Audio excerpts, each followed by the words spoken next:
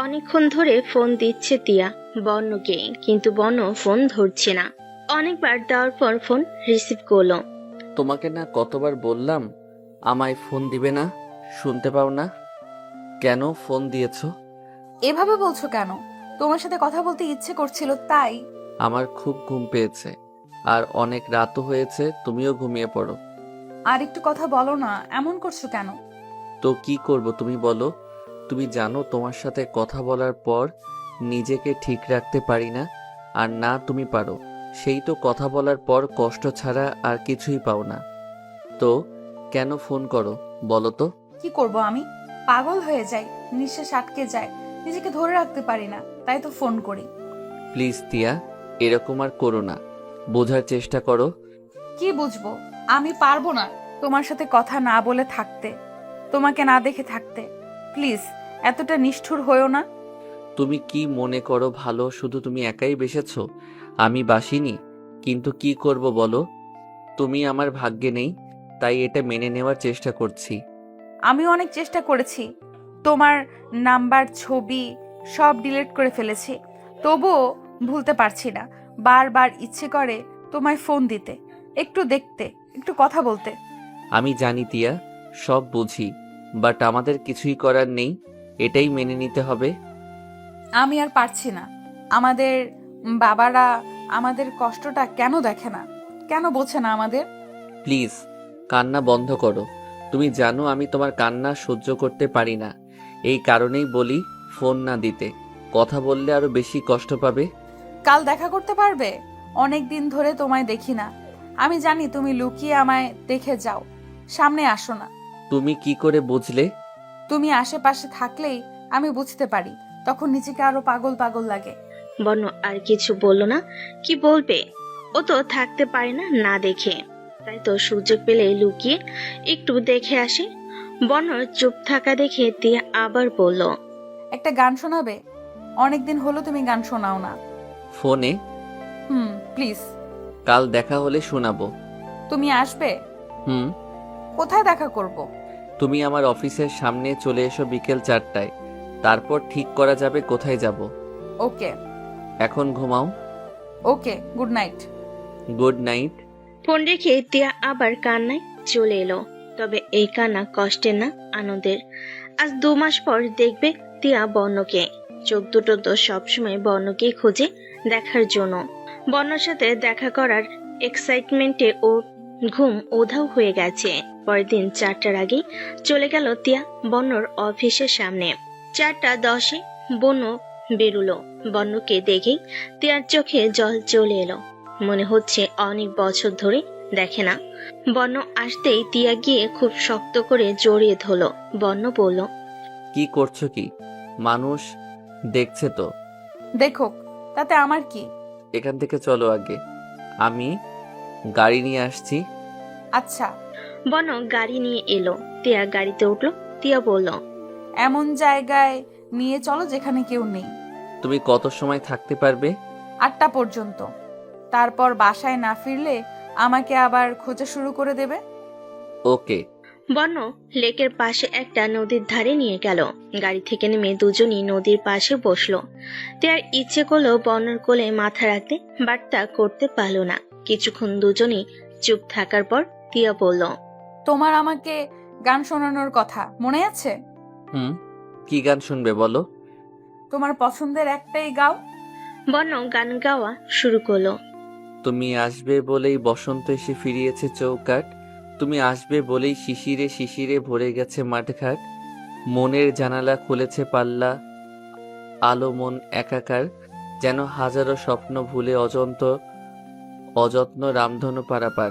তুমি আসবে বলেই, তুমি আসবে বলেই কড়িকাঠ গুণে বাদল বেলার ঘুম, তুমি আসবে বলেই হঠাৎ আনন্দে দুপুরটা নির্ঝুম, তবুও ভাবনা মেলেছে পাখনা সংশয়ে হাওয়ায়, বৃষ্টি ধারায় ঝাপসা তারায়, সুখের সান্ত্বনায়, তুমি আসবে বলেই।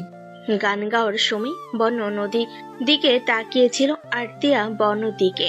বর্ণ জানে তিয়া ওর দিকেই তাকিয়ে থাকবে, তাই ও তাকায়নি। গান শেষ করে দুজনেই কিছুক্ষণ চুপ থাকলো। নীরবতা ভেঙে তিয়া বলল, আগে থেকে অনেক শুকিয়ে গেছো। তুমি নিজেকে দেখো, চোখের নিচে কালি কেন? খাওয়া দাওয়ার ঘুম ঠিক মতো করো না? ঘুমাও না রাতে? তিয়া চুপ থাকে। অনেক কান্না পাচ্ছে। কেন বর্ণ ওকে এসব জিজ্ঞেস করছে? বর্ণ জানে না ওর কথা ভেবেই রাতে ঘুম হয় না, খাবার গলা দিয়ে নামে না। ও যে থাকতে পারে না বর্ণকে ছাড়া। তিয়ার চুপ থাকা দেখে বর্ণ আবার জিজ্ঞেস করলো, খেয়ে এসেছো? কি বলবে এখন? যদি খেয়ে আসেনি বলে তাহলে অনেক বকা খেতে হবে। বর্ণর সাথে দেখা করার এক্সাইটমেন্টে ও খাওয়ার কথাই ভুলে গেছে। আমি খেয়ে ফেলেছি। তা বুঝতেই পারছি, চলো। কোথায় যাব? আর একটু থাকি না। বর্ণ আর কিছু না বলে তিয়াকে কোলে তুলে নিল। তিয়া বর্ণর দিকে তাকিয়ে রইল। কতদিন পর বর্ণর কোলে উঠেছে। ও ওর মাথাটা বর্ণর বুকে রাখলো, হার্টবিট শোনার জন্য। কতদিন পর শুনবে বর্ণর হার্টবিট? সে আগের মতোই ফাস্ট চলছে। তিয়াকে গাড়িতে বসিয়ে বর্ণ গাড়ি একটা রেস্টুরেন্টে নিয়ে গেল। এটা দেখে তিয়া জিজ্ঞেস করলো, এখানে কেন নিয়ে এসেছো? আমি তো বললাম খেয়ে এসেছি। আমার খিদা লেগেছে, আমি খাওয়ার জন্য আসছি। ও হেঁটে যাবে না, আবার কোলে নিতে হবে? নাও। সত্যি নিয়ে নেব? আমার কিন্তু একদমই লজ্জা নেই, তা তুমি জানো। তিয়া তাড়াতাড়ি নেমে গেল গাড়ি থেকে। সত্যি যদি কোলে তুলে নেয় এত মানুষের সামনে। তিয়া ধরফরিয়ে নামা দেখে বর্ণ হেসে দিল। তিয়া বলল, চলো। বর্ণ বিরিয়ানি অর্ডার করলো। কিছুক্ষণ পর ওইটার বিরিয়ানি দিয়ে গেল। বর্ণ খাওয়া শুরু করলো, কিন্তু তিয়া না খেয়ে বর্ণর দিকে তাকিয়ে আছে। তা দেখে বর্ণ বলল, কি হলো? আমাকে দেখলে পেট ভরবে না? খাও। তোমাকে দেখলেই আমার পেট ভরে যায়। তুমি খাবে কি না বলো? তুমি খাইয়ে দাও। বর্ণ আর কথা বাড়ালো না, নিজের খাওয়া বাদ দিয়ে তিয়াকে খাওয়াতে শুরু করলো। আর তিয়া বর্ণর দিকে তাকিয়ে আছে। খাওয়া শেষে বিল মিটিয়ে বেরিয়ে এলো বাইরে। ঘড়ির দিকে তাকিয়ে দেখে 6:30 বাজে। এখন কি করবে? বাসায় পৌঁছে দেব? 8টার আগে আমি কোনোভাবেই বাসায় যাব না, আর তোমাকেও যেতে দেব না। তো এখন কি করবে? অন্য কোথাও নিয়ে চলো। তিয়ার কথা মতো বর্ণ গাড়ি নিয়ে গেল একটা পার্কে। এই সময় পার্কে মানুষ খুব কম থাকে, আর এখান থেকে তিয়ার বাসাও বেশি দূরে নয়, তাই এখানে নিয়ে আসলো। গাড়ি থেকে নেমে তারা একটা বেঞ্চে বসলো। তিয়া বর্ণর হাত ধরে বলল, ছেলেরা অনেক স্ট্রং থাকতে পারে, যে কোনো কষ্ট সহ্য করতে পারে, তাই না? মানে? তুমি নিজের কষ্টটা যেভাবে লুকিয়ে রাখো, নিজেকে স্ট্রং রাখো, তা আমি পারি না। তাই তো বারবার ফোন দেই তোমার বারণ সত্ত্বেও। কিন্তু তুমি কেন এমন করো? তিয়া, আমি বাইরে থেকে যতই স্ট্রং থাকি না কেন, ভেতরে তুমি তো আর বাবা মাকে ছেড়ে চলে আসতে পারবে? পারলে তো অনেক আগেই চলে আসতাম। তুমি জানো তা আমি পারবো না। তার আমায় জন্ম দিয়েছেন, এইভাবে ছেড়ে চলে আসবো কি করে? আমরা আরো বুঝবার চেষ্টা করব, কিন্তু প্লিজ তুমি কথা বলা বন্ধ করো না। কথা বলে কি হবে? ফিউচার নিয়ে ভেবেছো? আমার বাবা মা, তোমার বাবা, কেউ কোনোদিনও মনে হয় না আমাদের একসাথে মেনে নেবেন। কম চেষ্টা তো করিনি, আর কি চেষ্টা করব? তারা তাদের শত্রুতা নিয়ে বসে আছেন। আজ হোক বা কাল তোমারও বিয়ে হবে, আমারও বিয়ে হবে, হয়তো অন্য কারোর সাথে। আমি চাই না বিয়ে করতে, কিন্তু বাবা মা ওদের জন্যই করতে হবে। আমি একমাত্র ছেলে তাদের, তখন সবকিছু মেনে নিতে অনেক কষ্ট হবে। তাই আমি অনেক ভেবেই সিদ্ধান্ত নিয়েছিলাম আমাদের কথা বলা, দেখা করা বন্ধ। বর্ণর বিয়ের কথা শুনতে তিয়ার চোখে জল ভরে গেল। বর্ণ এতক্ষণ অন্যদিকে তাকিয়ে কথাগুলো বলছিল। তিয়ার দিকে তাকিয়ে দেখে ও কাঁদছে। তা দেখে বর্ণ বলল, এই পাগলি, কাঁদছো কেন? তিয়াকে জড়িয়ে ধরল বর্ণ। তিয়ার চোখে জল যে সহ্য করতে পারে না, বর্ণকে জড়িয়ে ধরে কেঁদে চলেছে। বর্ণ বলল, কি হলো এমন ভাবে কাঁদছো যেন আমি মরে গিয়েছি? চুপ, একদম আজে বাজে কথা বলবে না। তোমাকে আমি অন্য কারোর সাথে সহ্য করতে পারবো না। প্লিজ বিয়ের কথা বলো না। আমি মরে গেলে যাকে। তিয়ার মুখে হাত দিয়ে, এখন তুমি কি বলছো? আমি বললে আজে বাজে, আর তুমি বললে? কি করব বলো? যখনই ভাবি তুমি অন্য কাউকে বিয়ে করবে, আমার দম বন্ধ হয়ে আসে। প্লিজ এমনটা করো না। করবো না? আমার ইচ্ছে থাকলে তো অনেক আগেই করে ফেলতাম।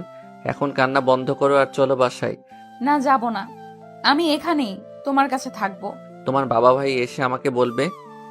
আমি তাদের মেয়েকে তুলে নিয়ে এসেছি। জেলে দেবে আমাকে?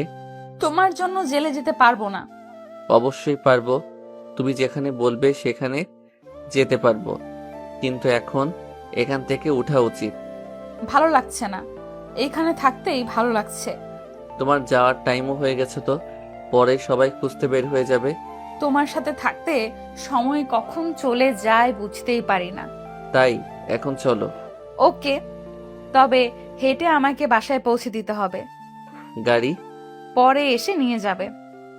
আচ্ছা চলো। তিয়া বন্যর হাত জড়িয়ে ধরে ঘাড়ে মাথা রেখে হাঁটছে আর কথা বলছে।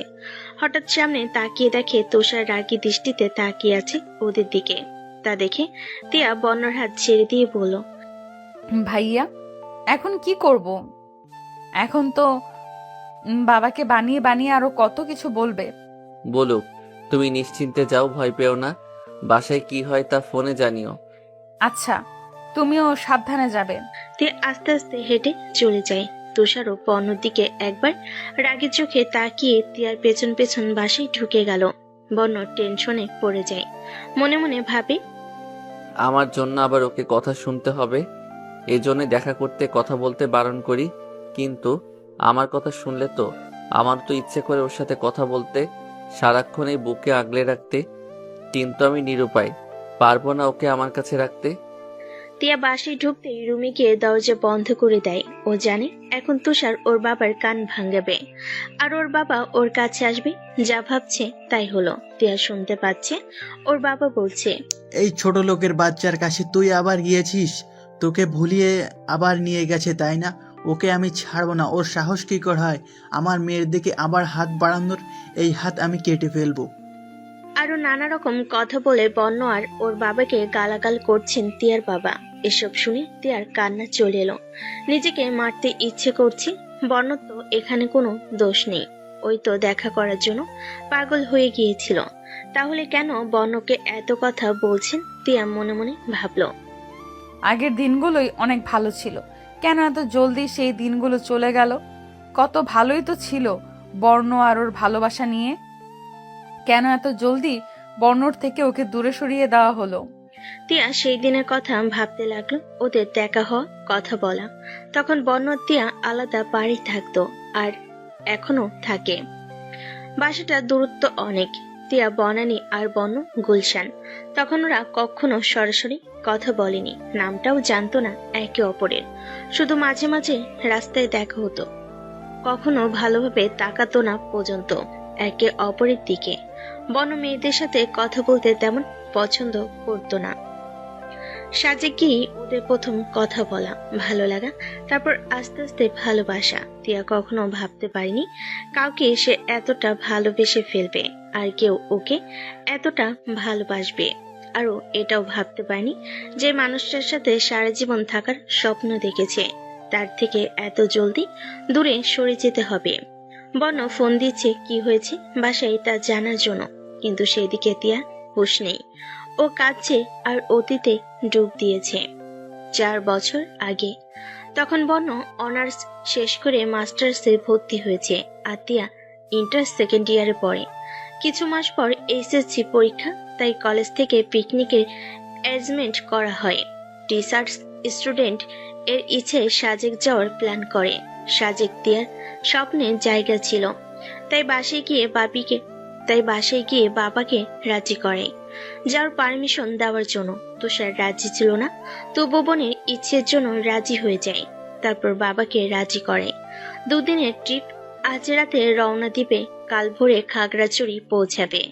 সেখান থেকে দীঘি নালা যাবে 10টার ভেতরে। তারপর সাজেক সেখানে গিয়ে কিছু জায়গা ঘুরে দেখবে, পরের দিন বাকি জায়গা ঘুরবে। তারপর খাগড়াছড়ি ফিরে সেখানে কিছু জায়গা দেখবে, রাতে রওনা দেবে, ভোরে ঢাকা ব্যাক করবে। তিয়ার বেস্ট ফ্রেন্ড সাইরাও যাবে। যাওয়ার আগের দিন রাত 10টার আগেই তিয়া রেডি হয়ে চলে যায় কলেজে। তুষার এগিয়ে দিয়ে যায়। তিয়া গিয়ে দেখে সাইরা দাঁড়িয়ে আছে। তিয়া সাইরার কাছে গিয়ে বলে, এখানে দাঁড়িয়ে কি করছিস? তোর জন্যই ওয়েট করছিলাম। চল, এখনই বাস ছেড়ে দেবে। হুম। রাত 10টায় বাস ছেড়ে দেয়। সেখান থেকে বাসে করে খাগড়াছড়ি যায়। খাগড়াছড়ি শহরে 6:30টায় পৌঁছায়। FNF নামে একটা হোটেলে যাই হালকা নাস্তা করার জন্য।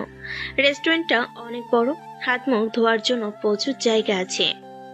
সবে ফ্রেশ হয়ে খেয়ে দীঘিনালা যাওয়ার জন্য যাত্রা শুরু করে। 10টার সময় এসকর্ট যাই। এটা মিস করলে তাদের আর সাজেক ভ্রমণ হবে না। দীঘিনালা গিয়ে এসকর্টে করে 2 ঘন্টা পথ অতিক্রম করে সবাই সাজেক পৌঁছায়। আলো রিসোর্ট নামে একটা রিসোর্টে ওঠে। তিয়া বারান্দায় গিয়ে রিসোর্টের চারপাশ মন ভরে দেখছে। সাইরা তিয়ার পাশে এসে বলে, কেমন লাগছে? দেখ জায়গাটা কত সুন্দর, মন ভরে গেল।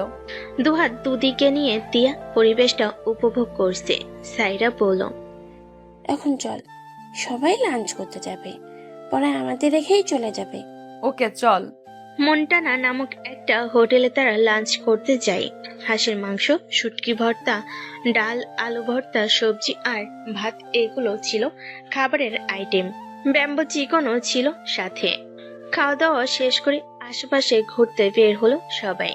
চারিদিকে রিসোর্ট, কটেজ, টিন সেটের অসংখ্য বাড়ি, কটেজের রাস্তা, গাছপালা সব মিলিয়ে জায়গাটা জাস্ট ওয়াও। তারা ঘুরতে ঘুরতে অর্ধ তৈরি করা একটা কটেজে যায়, যা তৈরি করতে এখনো কিছুটা বাকি। সেখান থেকে দাঁড়িয়ে চারপাশ দেখতে আরো অপূর্ব লাগছে। ছোটখাটো পাহাড়, সবদিকে গাছপালা, এই জায়গাটা অসাধারণ। তিয়া ছবি তুলতে অনেক পছন্দ করে, নিজের না প্রকৃতির। কিন্তু এত সুন্দর দৃশ্য দেখে ছবি তোলার কথাই ভুলে গেছে। সাইরা তিয়ার পাশে এসে বলে, কি রে, তুই তো ছবি তুলতে অনেক ভালোবাসিস, এখনো একটা ছবিও তুললি না কেন? এই অপূর্ব দৃশ্য দেখে মাথা হ্যাং হয়ে গেছে। অন্য কিছুর কথা মাথায় আসছে না। যা বলেছিস, সত্যিই অসাধারণ। না আসলে কত কিছু মিস করে যেতাম। সেখান থেকে বেরিয়ে যায় তারা সাজেক বিলাস। এত রোদ, এর মাঝে হঠাৎ চলে আসে বৃষ্টি। সবে একটি দোকানে আশ্রয় নেয়। তিয়া সাইরার হাত ধরে দৌড়ে নিয়ে যায় বৃষ্টিতে ভেজার জন্য। সাইরা বলল, আমি ভিজবো না, আমাকে ছাড়। সাজে গেছে বৃষ্টিতে ভিজবো না, এটা হতেই পারে না। কোনো কথা না বলে এটা উপভোগ কর। বৃষ্টিতে অনেকক্ষণ ভিজে সবে রিসোর্টে ফিরে গেল। কিছুক্ষণ বিশ্রাম করে আবার বেরিয়ে পড়লো সাজেক স্টোন গার্ডেন দেখতে। সাজেকে আর্মি কিছু বানানো স্পট আছে, যেখানে 20 টাকার টিকিট করে ঢুকতে হয়। তার মধ্যে একটি হলো স্টোন গার্ডেন। এখানে রয়েছে ছোট বড় অনেক পাথর আর নিচে ঘাস। এখানে মানুষ বসে বিকেলটা উপভোগ করে। ভিতরে ঢুকে তারা দুটো ছেলেকে দেখে তিয়া অবাক হয়, কারণ ওদের আগেও দেখেছে, কলেজ থেকে আসার সময় প্রায় দেখে, বাট চিনে না, নামও জানে না। তাই তিয়া ওদের দিকে নজর না দিয়ে প্রকৃতির দৃশ্য অনুভব করতে শুরু করলো। হঠাৎ তিয়া পিছনে তাকিয়ে দেখলো দুটো ছেলের মাঝে একটি ছেলে এইদিকেই আসছে। ছেলেটি সাইরার কাছে এসে বলল, আপনাদের কোথাও দেখেছি মনে হচ্ছে। কোথা থেকে এসেছেন? আমরা ঢাকা থেকে আসছি। তোমরা বনানী থাকো? হুম। ও, আমিও তো বনানী থাকি, সেই জন্যই চেনা চেনা লাগছে। তাই এখানে? কলেজ থেকে পিকনিকে এসেছি। ও, কোন ক্লাসে পড়ো? Inter second year. আপনি? ও, না, আমি মাস্টার্স। তোমার নাম কি? সায়রা। আপনার? আর এখানে? আয়ান। আমার বেস্ট ফ্রেন্ডকে নিয়ে ঘুরতে এসেছি। এভাবে আয়না সাইরা কিছুক্ষণ কথা বলল। সন্ধ্যা হয়ে আসছে, তাই সবাই আবার রিসোর্টে ফিরে গেল। পরদিন সকাল 5টায় সবাই পাহাড়ের উদ্দেশ্যে রওনা দেয়। হেলিপ্যাড এর উপর দাঁড়িয়ে আছে সবাই সূর্যোদয় দেখার জন্য। সে এক অপূর্ব দৃশ্য, চারিদিকে মেঘ, চোখ ফেরানো যাচ্ছে না। সূর্যোদয় দেখার পর তারা রওনা দেয় কংলাক পাড়া যাওয়ার উদ্দেশ্যে। কাঁচা রাস্তা, চারিদিকে জঙ্গলের মতো গাছপালাই ভরা। তিয়া ক্যামেরা নিয়ে ছবি তুলছে আর আস্তে আস্তে হাঁটছে। কাঁচা রাস্তা হওয়ার কারণে মাঝে মাঝে অনেক গর্ত আর ফাটা জায়গা রয়েছে। তিয়া ছবি তোলায় আর প্রাকৃতিক সৌন্দর্য উপভোগ করে এতটাই মগ্ন ছিল যে ও লক্ষ্য করেনি সামনে গর্ত। সবে অনেকটা এগিয়ে গেছে, সাইরাও ওদের সাথেই আছে, তিয়াকে দেখেনি। হঠাৎ তিয়া হোঁচট খেয়ে পড়ে যেতে নিলেই কেউ একজন ধরে ফেলে। তিয়ার হাত থেকে ক্যামেরাটা পড়ে যায়। তিয়ার সাথে সাথে চোখ বন্ধ করে নেয়। ও ভেবেছিল নিচে পড়ে গেছে, কিন্তু ও তাকিয়ে দেখে একটা ছেলে ওকে ধরে রেখেছে। ছেলেটি বলে, দেখে চলতে পারেন না? এখনই পাটা ভাঙতো। Sorry and thanks. It's okay. Tia ভালো করে তাকিয়ে দেখে কালকের ওই ছেলেটাই, আর ওর ফ্রেন্ডই সাইরার সাথে কথা বলছিল। টিয়া সামনে তাকিয়ে দেখে ওর সাথে কাউকে দেখা যাচ্ছে না, সবাই উপরে উঠে গেছে। নিচ থেকে ক্যামেরাটা তুলে টিয়া ছেলেটাকে বলল, আমি যাই, সবাই আমাকে রেখে চলে গেছে। এখন না গেলে যদি সবাইকে হারিয়ে ফেলি। এখনই জলদি হাঁটতে গিয়ে আবার হোঁচট খেয়ে পড়বেন। আপনি চাইলে আমি আপনাকে হেল্প করতে পারি, আপনার ফ্রেন্ডদের কাছে পৌঁছে দিতে। আপনার সাথে আর একজন ছিল না? কাল দেখেছিলাম স্টোন গার্ডেনে। ও আয়ান, ও আসছে। ও আচ্ছা, তাহলে আসুন। তারপর দুজন চুপচাপ একটু দূরত্ব বজায় রেখে হাঁটছে। পাহাড়ের কাছে এসে টিয়া দাঁড়িয়ে যায়। কোনো সাপোর্ট ছাড়া উঠলে তো ও পড়ে যাবে, যাবে কিভাবে? ওদিকে ছেলেটা পিছনে না থেকে অনেকটা চলে গেছে। হঠাৎ ছেলেটি দাঁড়িয়ে যায় আর পিছনে তাকাই। টিয়া দাঁড়িয়ে আছে দেখে আবার নিচে নেমে টিয়াকে বলল, কি হলো, দাঁড়িয়ে আছেন কেন? আমি একা কিভাবে উঠবো যদি পড়ে যাই? ছেলেটি কিছুক্ষণ কি একটা ভাবলো, তারপর বলল, আপনি চাইলে আমার হাত ধরে উপরে উঠতে পারেন। ছেলেটির কথা শুনে টিয়া চোখ বড় বড় করে তাকায়। একটা অচেনা ছেলের হাত কিভাবে ধরবে? যতই ওর শহরেরও অচেনা তো। টিয়ার কোনো রিয়াকশন না দেখে ছেলেটি আবার বলল, দেখুন, এভাবে দাঁড়িয়ে থাকলে তো চলবে না, উপরে উঠতে হবে। আর এখানে কোনো শক্ত লাঠিও নেই যে তার সাপোর্টে উঠবেন। বেশি লেট করলে কিছুই দেখার সুযোগও পাবেন না। টিয়া আর কিছু না ভেবে ছেলেটার হাত ধরে ফেল। তারপর উপরে উঠতে শুরু করলো। উপরে উঠতে উঠতে টিয়া ছেলেটিকে জিজ্ঞেস করলো, আপনার নামটা কি? টিয়ার কথা শুনে ছেলেটি টিয়ার দিকে তাকালো। টিয়া আবার বলল, না মানে এত সময় ধরে কথা বলছি, আপনি আমায় হেল্পও করছেন, অথচ আমি আপনার নামও জানি না, তাই জিজ্ঞেস করলাম। বর্ণ? কি স্বরবর্ণ না ব্যঞ্জন বর্ণ? টিয়ার কথা শুনে বর্ণ দাঁড়িয়ে গেল আর টিয়ার দিকে তাকালো রাগী চোখে। বর্ণ দাঁড়ানো দেখে টিয়া বর্ণর দিকে তাকিয়ে একটু হাসার চেষ্টা করে বলল, সরি, আমি মজা করছিলাম। বর্ণ মুচকি হেসে বলল, আমিও মজা করছিলাম। তার মানে আপনি রাগ করেননি? না। বাই দ্য ওয়ে, আমি টিয়া। ও। টিয়ার বর্ণ আর কোনো কথা বলেনি। উপরে উঠে কংলাক পাড়া দেখতে লাগলো। সাইডের পাথরগুলো অনেক পিছলে। আশেপাশে তাকিয়ে টিয়া বাকিদের খুঁজতে লাগলো, কাউকে দেখতে পাচ্ছে না। বর্ণ টিয়ার কাছে এসে বলল, আপনার ফ্রেন্ডরা কোথায়, পেয়েছেন? পাচ্ছি না। খুঁজে দেখুন। ওকে, দেখতেছি। বাট জায়গাটা কত সুন্দর, এটাও এখন উপভোগ করি। ওকে, সাবধান, সাইডে যাবেন না। টিয়া চারপাশ দেখছে আর ছবি তুলছে। এর মধ্যে আয়ন এসে বর্ণকে বলল, তুই এখানে কি করছিস? চল। ওই মেয়েটা ওর ফ্রেন্ডদের হারিয়ে ফেলেছে, ওকে তাদের কাছে দিয়ে তারপর যাই।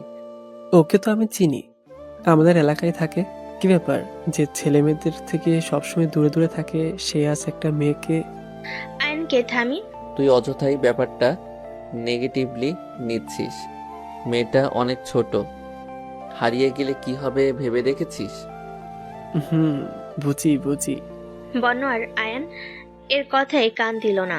ও জানে আয়ন এটা নিয়ে মজা করবে। কিছুক্ষণ ঘোরার পর টিয়া বর্ণ আর আয়নের কাছে আসলো আর কাদো কাদো মুখ করে বলল, আমি ওদের কাউকেই খুঁজে পাইনি। কি এখন কি করবেন? আয়ন টিয়ার কাদো কাদো ফেস দেখে বলল, আরে কাঁদছো কেন? আমরা ওদের খুঁজে দেব, তুমি কান্না বন্ধ করো। বর্ণ টিয়ার এই ফেসটা দেখে অনেক হাসি পাচ্ছে। আগে বর্ণর নামকে নিয়ে মজা করেছিল, এখন বর্ণর মাথায়ও দুষ্টু বুদ্ধি এলো। আয়নকে আর কিছু বলতে না দি বর্ণ বলল, এখন কি করবেন? আপনার সাথে এরা তো আপনাকে রেখে চলে গেছে মনে হয়। এবার বাড়ি যাবেন কি করে? আমরাও তো এখন চলে যাব। আপনি একা এখানে কি করবেন? আয়ান বর্ণর দিকে অবাক হয়ে তাকিয়ে আছে। বর্ণর কথা শুনে এবার টিয়া জোরেই কেটে দিল। এটা বর্ণ আশা করেনি, ও তো শুধু মজা করছিল। আরে আরে, এভাবে কাঁদছেন কেন? আমি তো মজা করছিলাম। আপনি খুব পচা, আপনি আমাকে ভয় দেখাচ্ছেন কেন? ওকে, কান্না বন্ধ করেন, আর এখানে সব জায়গায় খুঁজে দেখি পাই কিনা। ওকে। টিয়া বর্ণ আয়ন সাইরাবার সাথে কাউকে খুঁজে পায়নি। এবার বর্ণর একটু টেনশন হচ্ছে। বর্ণ টিয়ার কাছে এসে বলল, চলুন নিচে গিয়ে দেখি ওরা ওখানে আছে কিনা। তারপর ওরা নিচে চলে গিয়ে তিয়াকে দেখে ওরা যে চাঁদের গাড়ি করে এখানে এসেছিল ওটা এখানে নেই। এটা দেখে তিয়া এবার অনেক জোরে কান্না করে দিল। তা দেখে আয়ন বন্যর কানে কানে বলল, এই মেয়েটার চোখে এত জল কোথা থেকে আসে বলো তো? সবকিছুতেই শুধু কেঁদে দেয়। আমিও ভেবে পাচ্ছি না এখন কি করব। ওকে তো একা রেখেও যেতে পারবো না। আমাদের তো আরো 15 দিন পর ফেরার প্ল্যান। আরো অনেক জায়গায় ঘুরবো। ওয়েট, ওকে জিজ্ঞেস করে দেখি হোটেলে গেলে ওদের পাবে কিনা। বন্য তিয়ার কাছে এসে জিজ্ঞেস করলো, আপনারা কোন হোটেলে উঠেছেন? সেখানে গেলে কি তাদের পাবো? আজ ওরা খাগড়াছড়ি ফিরে যাবে, হোটেলে উঠবে না। ও শিট, তাহলে কাউকে ফোন দিয়ে দেখেন ওরা কোথায়। আমার কাছে ফোন নেই। আমার ফোন দিয়ে করেন। তিয়া বন্যর ফোন দিয়ে সাইরাকে কল করলো, কিন্তু সাইরা ফোন ধরছে না। অনেকবার কল করার পরও ধরেনি। ওরার কারোর নাম্বার মনে নেই। কেঁদে কেঁদে বন্যকে বলল। সায়রা ফোন ধরছে না, আর কারোর নাম্বারও মনে নেই। বন্য তিয়ার কাছ থেকে চলে এসে আয়নের কাছে গেল, গিয়ে বলল, মনে হয় প্ল্যান ক্যান্সেল করতে হবে। এভাবে মেয়েটিকে তো একা রেখে যাওয়া যাবে না। হোটেলে গেলে হবে না। না, আর ফোন দিয়েও পাইনি। আজই ঢাকায় ব্যাক করতে হবে। আয়ন মন খারাপ করে বলল। হুম, তারপর আয়ন তিয়ার কাছে গিয়ে বলল, তুমি চাইলে আমরা তোমাকে ঢাকা পৌঁছে দিতে পারবো। আজ রাতের বাসে খাগড়াছড়ি থেকে ঢাকা ব্যাক করব। তিয়া আর কোনো রাস্তা না পেয়ে রাজি হয়ে গেল। তারপর তিয়া বন্য আর আয়ন ওখানের একটা হোটেলে সকালে নাস্তা সেরে ফেললো। নাস্তা সেরে তারা খাগড়াছড়ি যাওয়ার জন্য গাড়িতে উঠলো। বন্য মনে মনে ভাবলো, সেখানে গিয়ে যদি ওর ফ্রেন্ডদের খুঁজে পাই তাহলে অনেক ভালো হবে। আমাদের প্ল্যান ক্যান্সেল করতে হবে না, আর না পেলে আজই ঢাকা চলে যেতে হবে। হঠাৎ গাড়িটা থেমে গেল। সামনে তাকিয়ে দেখলো খুব সুন্দর একটা ক্যান্টিন। একটা লেকের উপর ক্যান্টিনটা রয়েছে। চারিদিকটা খুব সুন্দর। পানির উপরে ক্যান্টিনটা হওয়ার কারণে আরো সুন্দর লাগছে। ক্যান্টিনটার নাম প্রশান্ত ক্যান্টিন অ্যান্ড বেকারি।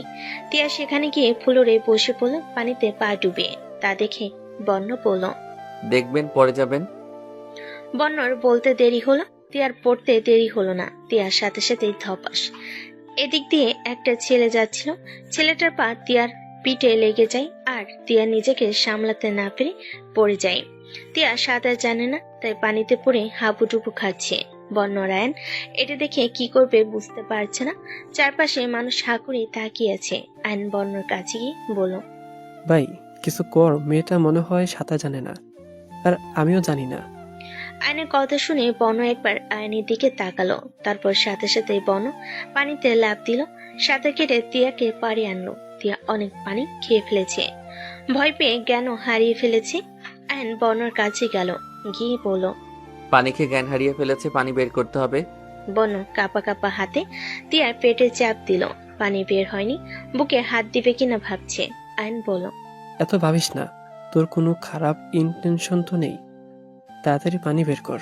বন একবার তিয়ার দিকে তাকিয়ে চোখ বন্ধ করে বুকে চাপ দিল, আর পানি বের হয়ে গেল। বাট জ্ঞান ফেরেনি। তা দেখে বন আয়নকে বলল, জ্ঞান তো ফিরেনি। অক্সিজেন লাগবে, শ্বাস নিতে হয়তো পারছে না। এবার কি করব? তাড়াতাড়ি বাপ, দেরি করলে মেয়েটার কিছু হয়ে যেতে পারে। বন কিছুক্ষণ ভাবলো, তারপর আয়নকে বলল। তুই চোখ বন্ধ করে অন্যদিকে তাকা। আয়ন একটা শয়তানি হাসি দিয়ে বলল। বুঝেছি, ওকে, ক্যারি ওয়ান। বন আয়নের কথায় পাত্তা না দিয়ে তিয়ার মুখের কাছে মুখ নিয়ে গেল, আর বন নিজের মুখ দিয়ে তিয়াকে অক্সিজেন দিল। কিছুক্ষণের মধ্যে তিয়ার জ্ঞান ফিরে এলো। তিয়া তাকিয়ে দেখে বন্য মুখ ওর মুখের মাঝে। তা দেখে তিয়া তাড়াতাড়ি সরে গেল। বন উঠে একটু দূরে দাঁড়ালো। বন্য নিজের কাছেও খারাপ লাগছে, বাট ওর কিছু করার ছিল না। তিয়া উঠেছে দেখে আয়ন তিয়ার কাছে গেল আর সব খুলে বলল। আয়নের কাছ থেকে সব শুনে তিয়া বুঝতে পারল কেন বন এমনটা করেছে। আয়ন আবার বলল। বর্ণ কিন্তু খুব ভালো ছেলে, কখনো কোনো মেয়ের সাথে কথা বলতে পছন্দ করে না। খারাপ কাজ করবে তো দূরের কথা, ও জাস্ট তোমাকে বাঁচানোর জন্য। আয়নের দিকে তাকে আমি বুঝতে পারছি, আর এক্সপ্লেন করতে হবে না। তিয়া আস্তে আস্তে হেঁটে এগিয়ে গেল বনের দিকে। বনের কাছে গিয়ে বলল, থ্যাঙ্কস আমাকে বাঁচানোর জন্য। মন একবার তিয়ার দিকে তাকিয়ে অবাক হয়ে তাকালো, তারপর আয়নের দিকে। আয়ন এসাই বুঝালো ও সব বলেছে। বন মুচকি হেসে বলল, ইটস ওকে, এরপর থেকে সাবধানে থাকবেন। ওকে। আপনার কাপড় ভিজে গেছে, থাকতে পারবেন? খাগড়াছড়ি গিয়ে কোনো হোটেলে চেঞ্জ করতে হবে। আমি পারবো। আপনার কাপড় তো ভিজা। আমি ছেলে, এসব আমার জন্য কিছু না। আয়ন ওদের কাছে এগিয়ে এসে বলল, চলো, অনেক দেখা হয়েছে, এবার গাড়ি ছেড়ে দেবে। এখন সবাই যাব রিসাং ঝর্ণা দেখতে। সবাই গাড়িতে উঠে বসলো। 3টা চাঁদের গাড়ি। বনোয়ার আয়ন একটা গ্রুপ এর সাথে এসেছিল। একটা সিট খালি থাকার কারণে তিয়াকে ওরা সাথে নিয়ে যেতে পারছে। তিয়া আর আয়নের মাঝে বন। হঠাৎ তিয়া বনকে বলল, আপনি নাকি মেয়েদের সাথে কথা বলতে পছন্দ করেন না? তিয়ার কথা শুনে বন আয়নের দিকে তাকালো। আয়ন কানে হেডফোন দিয়ে গান শুনছে। বন তিয়াকে বলল, এটা নিশ্চয়ই আয়ান বলেছে। হুম। কেন? সত্যি না? আমার মেয়েদের বেশি পছন্দ না, সবসময় গায়ে পড়ে কথা বলে। কি? আমি আপনার সাথে গায়ে পড়ে কথা বলেছি? তো কথা বলছিলেন কেন আমার সাথে? আমি তো প্রথমে আপনার সাথে কথা বলিনি। আপনার সাথে কথা বলার জন্যই আমি আমার ফ্রেন্ডদের হারিয়ে ফেলেছি। অনেকটা রেগে কথাটা বলল তিয়া। আরে আমি আপনাকে বলিনি, আপনি তো অনেক ছোট, আমি আমার সমবয়সীদের কথা বলেছি। ও, তো আপনি আমাকে আপনি করে বলছেন কেন? আমি আপনার থেকে অনেক ছোট। আমি পারমিশন না নিয়ে কাউকে তুমি বলি না। ও তাই? ওকে, আমি পারমিশন দিলাম। আমাকে তুমি করেই বলতে পারেন। ওকে। ওরা কথা বলতে বলতে খাগড়াছড়ি পৌঁছে গেল। সেখানে একটা হোটেলে ওরা লাঞ্চ করে নিল। বনোয়ার দিয়া ড্রেসও চেঞ্জ করে নিল হোটেলে। তারপর তারা রওনা দিল রিসাং রিসাং ঝর্ণার দিকে। বৃষ্টি এসে যাওয়ার কারণে বেশ দূর যেতে পারেনি গাড়ি। গাড়ি থেকে নেমে হোটেলে যাওয়া শুরু করে ঝর্ণার দিকে। বৃষ্টির কারণে রাস্তার অবস্থা খুব একটা ভালো না, অনেক নিচে নামতে হবে তাদের। তিয়া তো ভয় পাচ্ছে পিছলে না পড়ে যায়। বন ব্যাপারটা বুঝতে পেরে তাই নিজের হাত এগিয়ে দেয় তিয়ার দিকে। তিয়াও হাতটা খুব শক্ত করে ধরে। তারপর আয়ন, তিয়া, বন আর বাকিরা নিচে নামতে শুরু করলো। অবশেষে পৌঁছে যায় ঝর্ণার কাছে। বন তিয়া এখানেও সাইরা আর বাকিদের খুঁজে পায়নি। তারপর তারা ঝর্ণার কাছে গেল। তিয়া ঝর্ণা দেখি ওখানে যাওয়ার জন্য পা বাড়ায়। বৃষ্টির কারণে জায়গাটা পিছলে গেছে, ভালোভাবে হাঁটাও যাচ্ছে না। আর তিয়া যেভাবে যাচ্ছে পড়ে গিয়ে হাত পা ভাঙবে। তাই আয়ন বর্ণকে বলল, এই কারণে আমি মেয়ে মানুষ নিয়ে কোথাও যাওয়া পছন্দ করি না। ওরা লাফালাফি একটু বেশি করে। মেয়েটা পড়ে গিয়ে হাত পা ভাঙবে, জাগিয়ে দেখ। তুই জানা সবকিছুতে আমাকে পাঠাস কেন? আমি ওসবে নেই, তুই মেয়েটার রেসপন্সিবিলিটি নিয়েছিস, আমিও সাথে আছি তোর, যা। তো বর্ণ বাধ্য হয়ে গেল তিয়ার পিছনে। পিছন থেকে গিয়ে ওর হাতটা ধরে তিয়াকে আটকালো আর বলল, এই মেয়ে, তুমি দেখতে পাচ্ছ না জায়গাটা কতটা পিছলা? পড়লে কি হবে তা ভেবে রেখেছো? না, হাত ছাড়ুন, আমি ঝর্ণায় ভিজবো। যাওয়াটা রিস্কি হয়ে যাবে। হোক, তবুও আমি যাব। বর্ণ মনে মনে ভাবলো, পিচ্ছি মেয়েদের নিয়ে এই এক প্রবলেম, যা বলবে তাই করবে, কারো কথা শুনবে না। তবে মুখে বলল, ঠিক আছে, আমি নিয়ে যাচ্ছি, আমার হাত ছাড়বে না কিন্তু। ওকে। বর্ণ বড় দেখে একটা লাঠি নিল। এক হাতে লাঠি, অন্য হাতে তিয়ার হাত। লাঠির উপর ভর করে বর্ণ নিয়ে গেল তিয়াকে ঝর্ণার কাছে। তিয়া ঝর্ণার নিচে গিয়ে বর্ণর এক হাত ধরে লাফাচ্ছে। আর বর্ণ তিয়াকে দেখছে আর ভাবছে, মেয়েটা পাগল নাকি, এভাবে কেউ লাফায়? ওর সাথে সাথে আমাকে নিয়েও ও পড়বে। অনেক হয়েছে, এবার আসো। প্লিজ, আর একটু, অনেক মজা লাগছে। না, দেরি হয়ে যাবে। বর্ণ তিয়ার হাত ধরে টান দেয়। তিয়া গিয়ে বর্ণর বুকে গিয়ে পড়ে। তিয়া বর্ণর হার্টবিট শুনতে পাচ্ছে, কত ফাস্ট চলছে। হঠাৎ তিয়া নিজের মাথাটা বর্ণর বুকে রাখলো হার্টবিট শোনার জন্য। বর্ণ হা করে তিয়ার দিকে তাকিয়ে আছে আর ভাবছে, মেয়েটা এসব কি করছে। দূর থেকে আয়ন চিৎকার করে বলল, বর্ণ 10 মিনিটের ভেতর ওরা চলে যাবে, তাড়াতাড়ি আয়। আয়নের চিৎকারে তিয়ার হুঁশ এলো। ও মনে মনে ভাবছে, এসব আমি কি করছিলাম, ছি। না জানি উনি কি ভাবছেন। তিয়া অনেকটা লজ্জাও পেল। বর্ণ তাকিয়ে দেখে তিয়ার নাক আর দুগাল লাল হয়ে গেছে। বর্ণ মনে মনে ভাবছে, মেয়েটা লজ্জা পাচ্ছে নাকি, কিন্তু কেন? মুখে বলল, চলো। হুম। তারপর তারা ওখান থেকে চলে এলো। একটা হোটেলে গেল। সবাই যারা যারা ভিজেছেন সবাই ড্রেস চেঞ্জ করে নিল। রিসাং ঝর্ণা দেখে তারা গেল আলুটিয়া রহস্য গুহা দেখতে। তখন বাজে 5:30। 6টার পরে গুহা বন্ধ হয়ে যায়। সবে আলু টিলা গুয়ার সামনে চলে আসে। বাড়ি থেকে আইন 3টে মশাল কিনে আনলো, কারণ গুয়ার ভেতরে অনেক অন্ধকার। একটা মশাল নিজের কাছে রাখলো, একটা দিয়া আর অন্যটা বর্ণকে দিল। টিকিট কেটে এর ভিতরে ঢুকতে হয়। আইন টিকিটও কেটে নেয়। তারপর তারা ভিতরে ঢুকলো। তিয়া এক হাত দিয়ে বর্ণর হাতটা ধরে রেখেছে, অন্য হাত দিয়ে মশাল। অনেকটাই ভিতরে গিয়ে বনতিয়াকে জিজ্ঞেস করলো, এখন কি মনে হচ্ছে? আমার মনে হচ্ছে ইন্ডিয়ানা জোনসের মতো আমিও অংশ নিয়েছি কোনো রোমাঞ্চকর অভিযানে। এক্স্যাক্টলি। ভেতরে এত পানি আর পাথর, ঠিকভাবে হাঁটতেই পারছি না। এগুলোর জন্যই তো মনে হচ্ছে। সাবধানে দেখে হাঁটো। হুম। মাত্র 15 মিনিটের অভিযান। আলু টিলা রহস্য গুহা ভেতরে অন্ধকার থাকলো। ভেতরে গেলে অনেক ভালো লাগে, তাই তো সবাই খাগড়াছড়ি এলে এখানে যাওয়া মিস করে না। মশাল কিনে অভিযান শুরু করে। আলু টিলা গুহা থেকে বেরিয়ে আসে 6টা বাজার আগে। এখনো কিছুটা আলো রয়ে গেছে, তাই তারা টিলার উপরে যায়, যেখান থেকে খাগড়াছড়ি পুরো ভিউ দেখা যায়। সব দেখা শেষ করে তারা একটা হোটেলে যায়। রাত হয়ে গেছে, আর কিছুই দেখা নেই। 10টার আগে বাসও আসবে না। বন্যার আয়নের প্ল্যান ছিল খাগড়াছড়ি থেকে সোজা বান্দরবন যাবে, কিন্তু দেওয়ার জন্য এখন ওদের ঢাকা যেতে হবে। হোটেলে গিয়ে হালকা নাস্তা করে একটু রেস্ট নেয়। 10টা বেজে গেছে, বাস এসে গেছে, তাই সবাই বাসে উঠে পড়ে। বাসে উঠে বর্ণ তিয়াকে বলল, তুমি এই সিটে বসো। কোনো মেয়ে এসে বসবে তোমার পাশে। আমি পিছনে আয়নের সাথে আসছি। আপনি এখানে বসেন না, যদি কোনো মেয়ে না বসে ছেলে বসে, আমার ভয় করছে।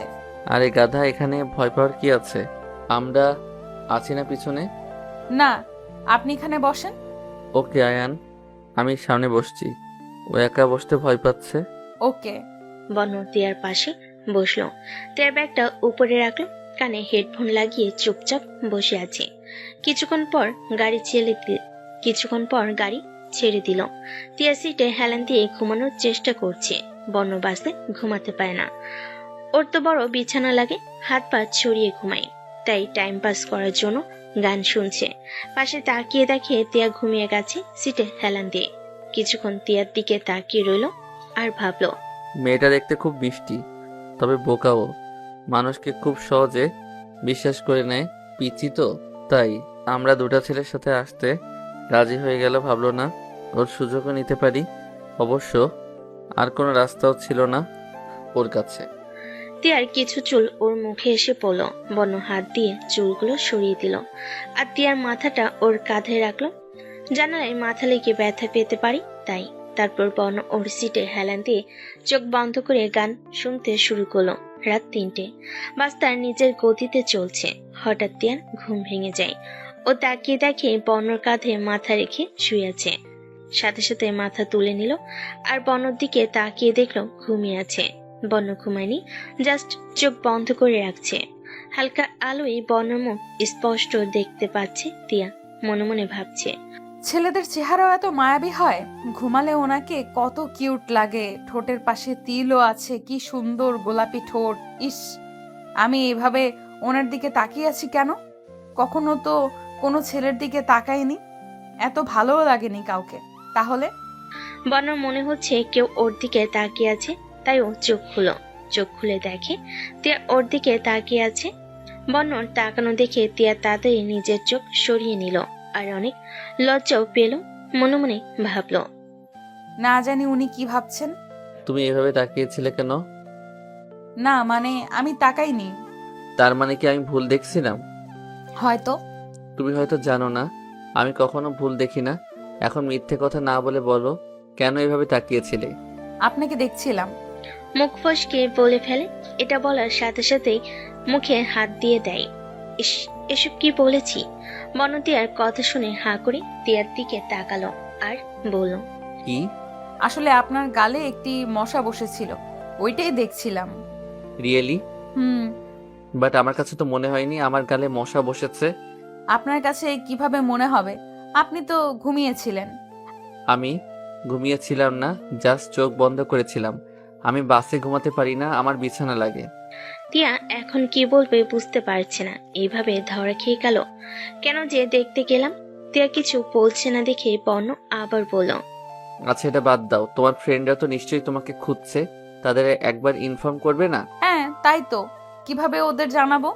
কারো নাম্বার মনে নেই, শুধু সায়রার নাম্বার মনে আছে। তাহলে সাইরাকে ফোন দাও। এই নাও ফোন, দেখো এখন পাও কি না। ওকে। তিয়া বন্যর ফোন দিয়ে সায়রাকে কল দিল, সাথে সাথে কল রিসিভ হলো। হ্যালো সায়রা, আমি তিয়া বলছি। তিয়া, তুই কোথায়? জানিস কোথায় কোথায় না তোকে খুঁজেছি। আমি আর স্যার তো সাজেকে থেকে গেছি শুধু তোকে খোঁজার জন্য। কি? তোরা চলে আয়, আমি ঢাকা যাচ্ছি। তোদের হারানোর পর আমি তোকে ফোন করেছিলাম, বাট তুই ফোন ধরিসনি। আয়ান ভাইয়া আর ওনার ফ্রেন্ড আমাকে সাথে নিয়ে যাচ্ছে। কি? কাল যে ছেলেটার সাথে কথা বলেছিলাম ও? হুম। থ্যাংক গড, আমি খুব ভয় পেয়ে গেছিলাম। আমি তো ভাবছি তুই অন্য গাড়িতে আছিস, তাই আর কোনো খোঁজ নেইনি। খাগড়াছড়ি পৌঁছে তোকে খুঁজে পাইনি। তারপর আমি, রিয়া আর স্যার আবার সাজেক ব্যাক করি, সব জায়গায় খুঁজি। তোর কাছে তো ফোনও নেই যে কন্ট্যাক্ট করব। তুই এখন কোথায়? আলো রিসোর্টে। স্যার তো খুব ভয়ে আছেন, তোর ফ্যামিলিকে কি জবাব দেবেন? তুই স্যারকে সব বল আর কালই চলে আয়। ওকে, এখন রাখছি, সাবধানে যাবি আর গিয়ে ফোন দিবি। ওকে, তুইও সাবধানে আসিস। ফোন কেটে একটা স্বস্তির নিঃশ্বাস ফেলল তিয়া। বন্যর দিকে তাকিয়ে দেখে ওর দিকেই তাকিয়ে আছে। কি? কিছু না, কি হয়েছে? ফোনে যা যা কথা হয়েছে সব বন্যকে বলল। টি ইরেসপন্সিবল একজন স্টুডেন্ট গাড়িতে নেই, তারা খেয়ালই করেনি। আমরা না থাকলে তো তুই শিওর হারিয়ে যেতে। এত ছোট মেয়ে কি বা বুঝবে? ও হ্যালো, বারবার ছোট বলেন কেন? আমি যথেষ্ট বড় আর সব বুঝিও। আপনারা না থাকলে প্রথমে একটু ভয় পেতাম, এটা ঠিক, বাট মাথা ঠান্ডা করে কোনো উপায় ঠিক বের করতাম। তা আমি বুঝতে পারছি। কাল তো বাসায় ফিরে যাবে, গিয়েই আমাদের ভুলে যাবে, তাই না? ভুলবো কেন? আপনারা আমার এত হেল্প করেছেন, আপনাদের কি ভুলতে পারি? আর তো দেখা হবে না, কিছুদিন পর ঠিক ভুলে যাবে। দেখা নেই কথা নেই, কিভাবে মনে রাখবে? বন্যর এই কথায় তিয়াকে অনেক খারাপ লাগলো। একদিকে বন্যকে অনেকটা ভালো লেগে গেছে, কখনো কোনো ছেলেকে এতটা ভালো লাগেনি। আপনার সাথে আর কখনো দেখা হবে না? হয়তো না, আবার হতেও পারে। রাস্তায় আয়নের সাথে ওদিকে গেলে। আমি তো বনানি থাকি না। ও, তিয়া বাইরের দিকে তাকালো, জানালাটা খুলে বাতাসে তিয়ার চুল উড়ে বন্যর মুখে এসে লাগলো। বন্যর চুলগুলো সরালো না, খুব ভালো লাগছে। এক অন্যরকম ফিলিংস বন্য মনে মনে ভাবলো। আমার এরকম লাগছে কেন? এত ভালো কেন লাগছে? এখন তো এমন তো কখনো হয়নি। এই পিচ্চি মেয়েটা তো দেখছি আমায় পাগল করে দেবে।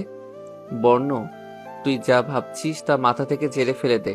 আর ওই মেয়ের দিকে তাকাবি না, ঘায়েল করে দিছে তোকে। মন চুরি হতে দিস না। আপনি গান গাইতে পারেন? এটা কে না পারে? কেন?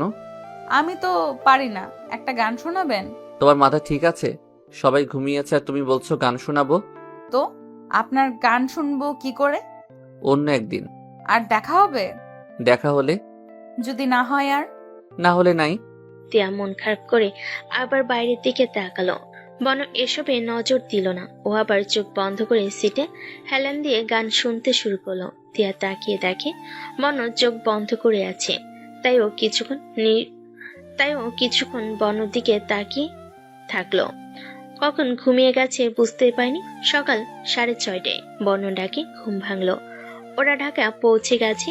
কি হয়েছে? ঢাকা এসে গেছি, গাড়ি থেকে নামো। ও আচ্ছা। তিয়া ব্যাগ নিয়ে গাড়ি থেকে নামলো। আইন বনর কাছে এসে বলল, তুই মেয়েটাকে বাসায় পৌঁছে দিস, আমি একটু উপর যাচ্ছি। কেন? তুই এখন কোথায় যাবি? আমি ফোনে তোকে সব বলবো, এখন যা তুই। ওকে।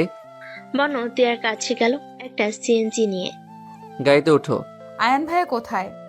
ওর কি একটা কাজ আছে, পরে আসবে। আমি তোমায় পৌঁছে দেবো বাসায়, এসো। তারপর তিয়া সিএনজিতে উঠলো। বন পাশে বসলো। 8টায় তিয়ার বাসার সামনে গাড়ি দাঁড় করালো। বন ও তিয়া গাড়ি থেকে নামলো। ওকে, যাও, বাসায় ভালো থেকো। আপনিও।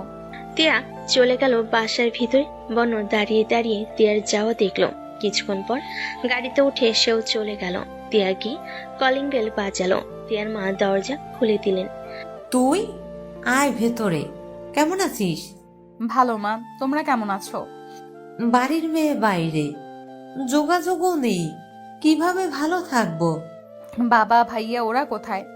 ঘুমোচ্ছে। ওকে, আমি রুমে যাই। আচ্ছা। তিয়া ওর রুমে গিয়ে ফ্রেশ হয়ে বিছানায় বসলো। আজ ওর আফসোস হচ্ছে একটা ফোন না থাকায়। ফোন থাকলে তো বর্ণর সাথে কথা বলতে পারতো। তিয়া ওর মাকে বলল সাইয়াকে ফোন দিয়ে জানিয়ে দিতে যে ও বাসায় পৌঁছে গেছে। আর বর্ণর কথা ভাবতে ভাবতে তিয়া একসময় ঘুমিয়ে পড়ে। এদিকে বর্ণকে দেখে ওর মা অনেক অবাক হয়।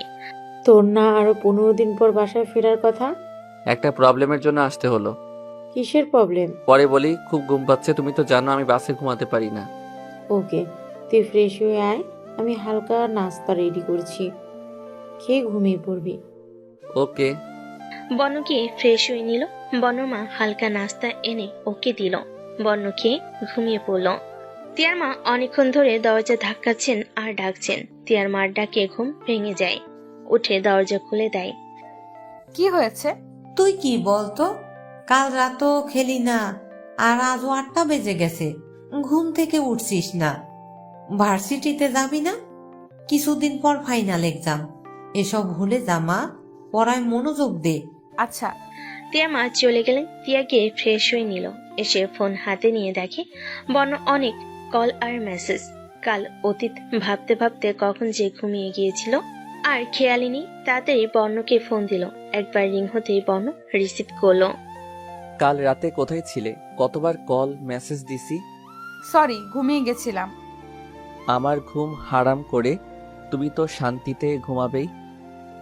আগের কথাগুলোই ভাবছিলাম, তাই খেয়াল করিনি। কি ভাবছিলে? তোমার সাথে দেখা হওয়া, কথা বলা। আগে যদি জানতাম এসব হবে তাহলে। বাদ দাও এসব, আজ তো কলেজ আছে, যাও, আমারও অফিসে যেতে হবে। ওকে। তিয়া ফোন কেটে বর্ণর মেসেজ দেখলো। 4টা পর্যন্ত মেসেজ দিয়েছে, তার মানে সারা রাত ঘুমায়নি। এত ভালোবাসে আমায়। তিয়া মেসেজ দেখে রেডি হয়ে ভার্সিটিতে গেল। সাইরা তিয়ার কাছে এলো। কাল এলি না কেন? বর্ণর সাথে দেখা করতে গিয়েছিলাম, এজন্য আসতে ইচ্ছে করেনি। তোকে কি বলবো বুঝতেই পারছি না। এত ভালোবাসো দুজন দুজনকে, বাট এক হতে পারছো না। এরকম ভালোবাসার মানুষ খুব কম পাওয়া যায়। ঠিক বলেছিস, বাট মানুষটা আমার ভাগ্যে নেই। সাজেক থেকে ফিরে কি পাগলামিতে না করেছিলি বর্ণর সাথে দেখা করার জন্য? এইসবের জন্য তোর পড়াশোনা অনেক পিছিয়ে গিয়েছিল। ফোনের প্রতি আমার কোনো ইন্টারেস্ট ছিল না, বাট ওর সাথে কথা বলার জন্যই প্রথম ফোন কিনি। আর আয়ান ভাইয়ার কাছ থেকে নাম্বার নেই। এসব না করলেই হয়তো ভালো হতো। এখন চল ক্লাসে। ওই দিন তিয়া বাসায় ফিরেও বর্ণকে ভুলতে পারেনি। ওর ক্যামেরায় বর্ণ আর ওর একসাথে কিছু ছবি ছিল। আয়ান তুলেছিল ঝর্ণার কাছে যখন ওরা দুজন ছিল। ওই ছবিটা সবসময় দেখতো আর ভাবতো। পড়াশোনায় মন বসতো না। কিছু মাস পর থেকে শুরু হয় এসএসসি এক্সাম শেষে তিয়াকে ওর বাবা একটা ফোন দেন। ও ফেসবুক আইডি খুলে বর্ণর নাম দিয়ে সার্চ করে পায়নি। একদিনও কোচিং এ যাচ্ছিল, রাস্তায় আয়নকে পাই। ভাইয়া কেমন আছেন? তিয়া যে ভালো, তুমি? আমি ভালো আছি। ভাইয়া আমাকে একটা হেল্প করবেন? কি? আপনার ফ্রেন্ডের নাম্বারটা দিবেন? বর্ণ? কেন? প্লিজ ভাইয়া, প্রশ্ন করবেন না। ওকে, এই নাও নাম্বার, তোমার নাম্বারটাও দাও। ওকে। তিয়া বর্ণর নাম্বার পেয়ে ওই দিন আর কোচিং এ গেল না, বাসায় চলে এলো। এদিকে আয়ন বর্ণকে ফোন দেয়। হ্যাঁ বলো। আজ তিয়ার সাথে দেখা হয়েছিল। কি? এতদিন পর? জানিস আজ কি হয়েছে? না বললে জানবো কি করে? তাও ঠিক, তিয়া তোর নাম্বার নিয়েছে। কি? আমার কান গেল। ও, তুই সত্যি বলছিস? মিথ্যা কেন বলবো, আমি ওর নাম্বার রেখেছি। রিয়েলি? নাম্বারটা সেন্ড কর। ট্রিট দিতে হবে। সব পাবি, নাম্বার দে। ওকে। তিয়া বর্ণকে ফোন দিবে কিনা ভাবছে। একবার ডায়াল করছে তো রিং হওয়ার আগে কেটে দিচ্ছে। ফোন দিয়ে কি বলবে তাই ভাবছে। হঠাৎ দেখে বর্ণর নাম্বার থেকে কল আসছে। সাথে সাথে ফোন রিসিভ করে। হ্যালো তিয়া। আয়ান বলল তুমি নাকি আমার নাম্বার নিয়েছো, কেন? তিয়া কি বলবে খুঁজে পাচ্ছে না। আপনাকে থ্যাঙ্কস বলার জন্য। এত মাস পর? তখন আমার ফোন ছিল না, কিছুদিন হলো বাবা দিয়েছেন। ও, আর কিছু না? তিয়া কিছু বলতে চেয়েও বলতে পারছে না। কাল একবার দেখা করতে পারবে? একটা কথা বলার ছিল। কখন? তোমার যখন টাইম হবে।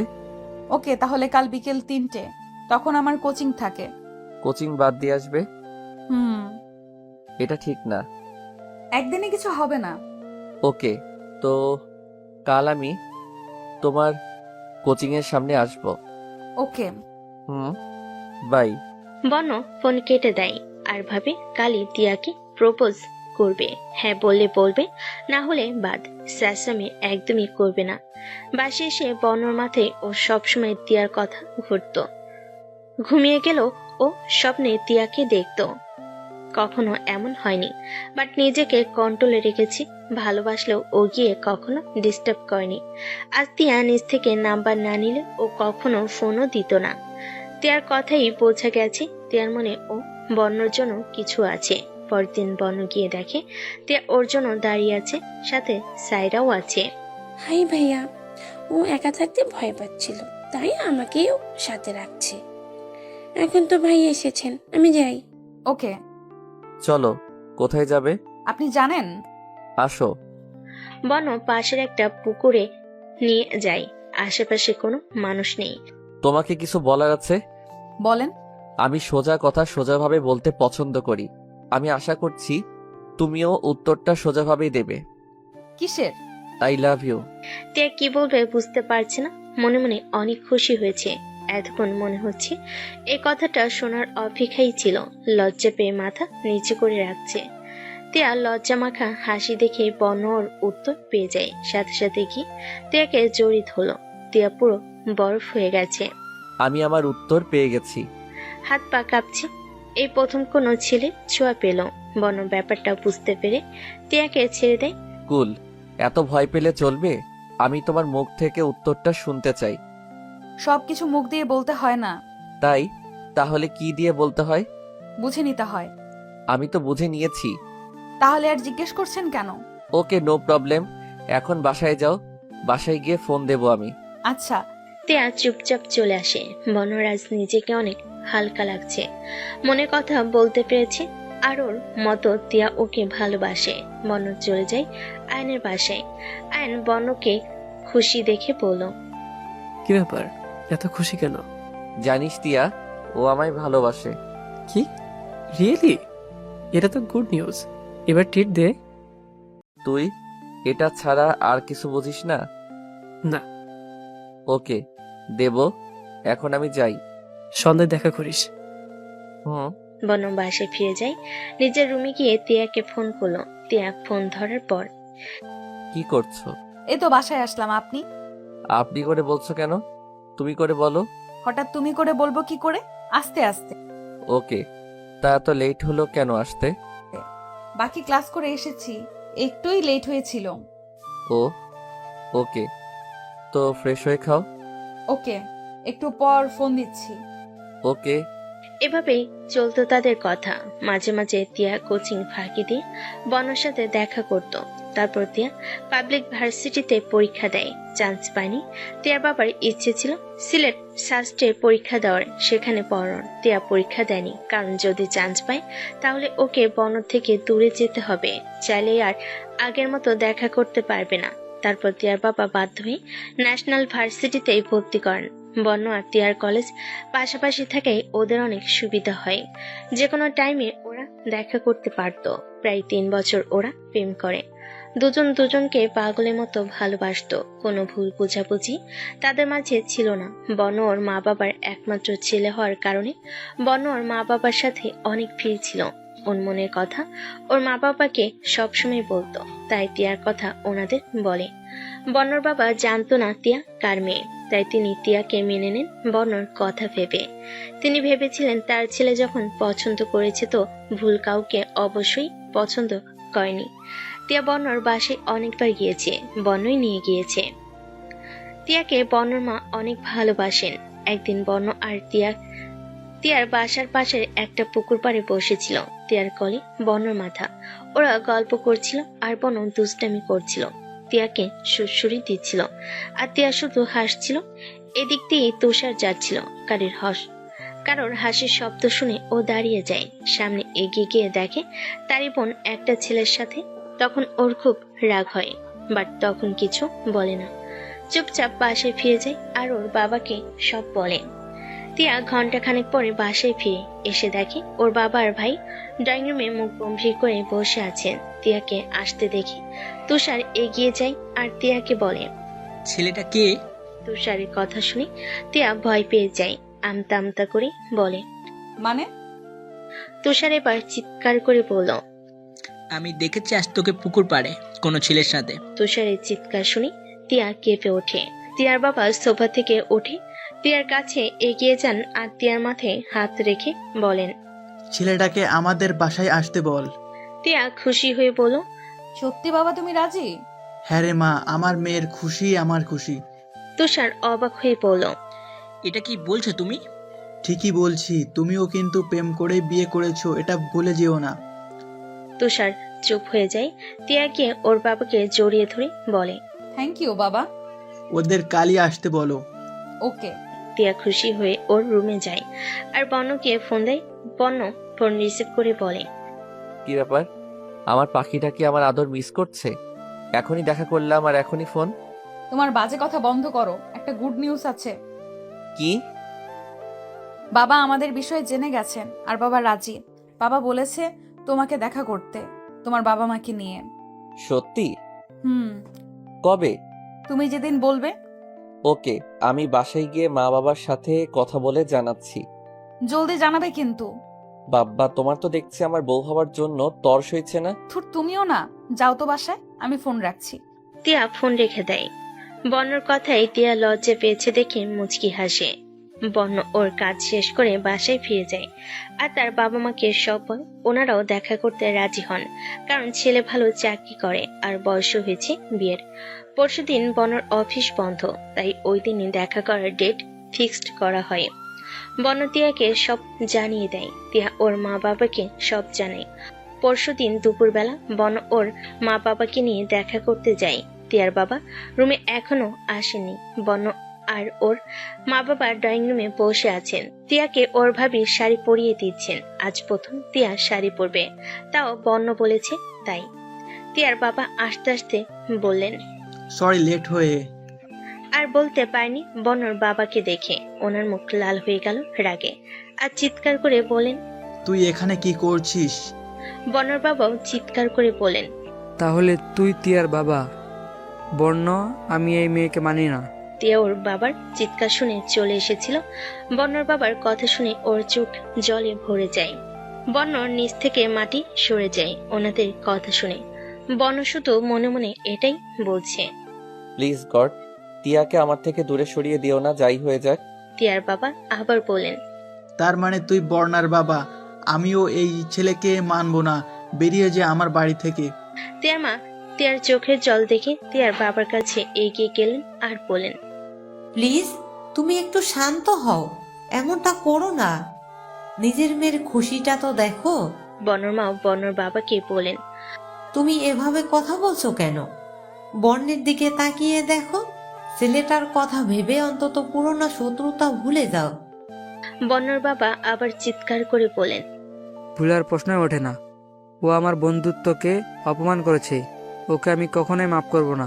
তিয়ার বাবা চিৎকার করে বলেন, তুই কি ভেবেছিস তোকে মাফ করব? তুই আমার বন্ধুত্বের মর্যাদা রাখিসনি, এখনই বেরিয়ে যা আমার বাড়ি থেকে।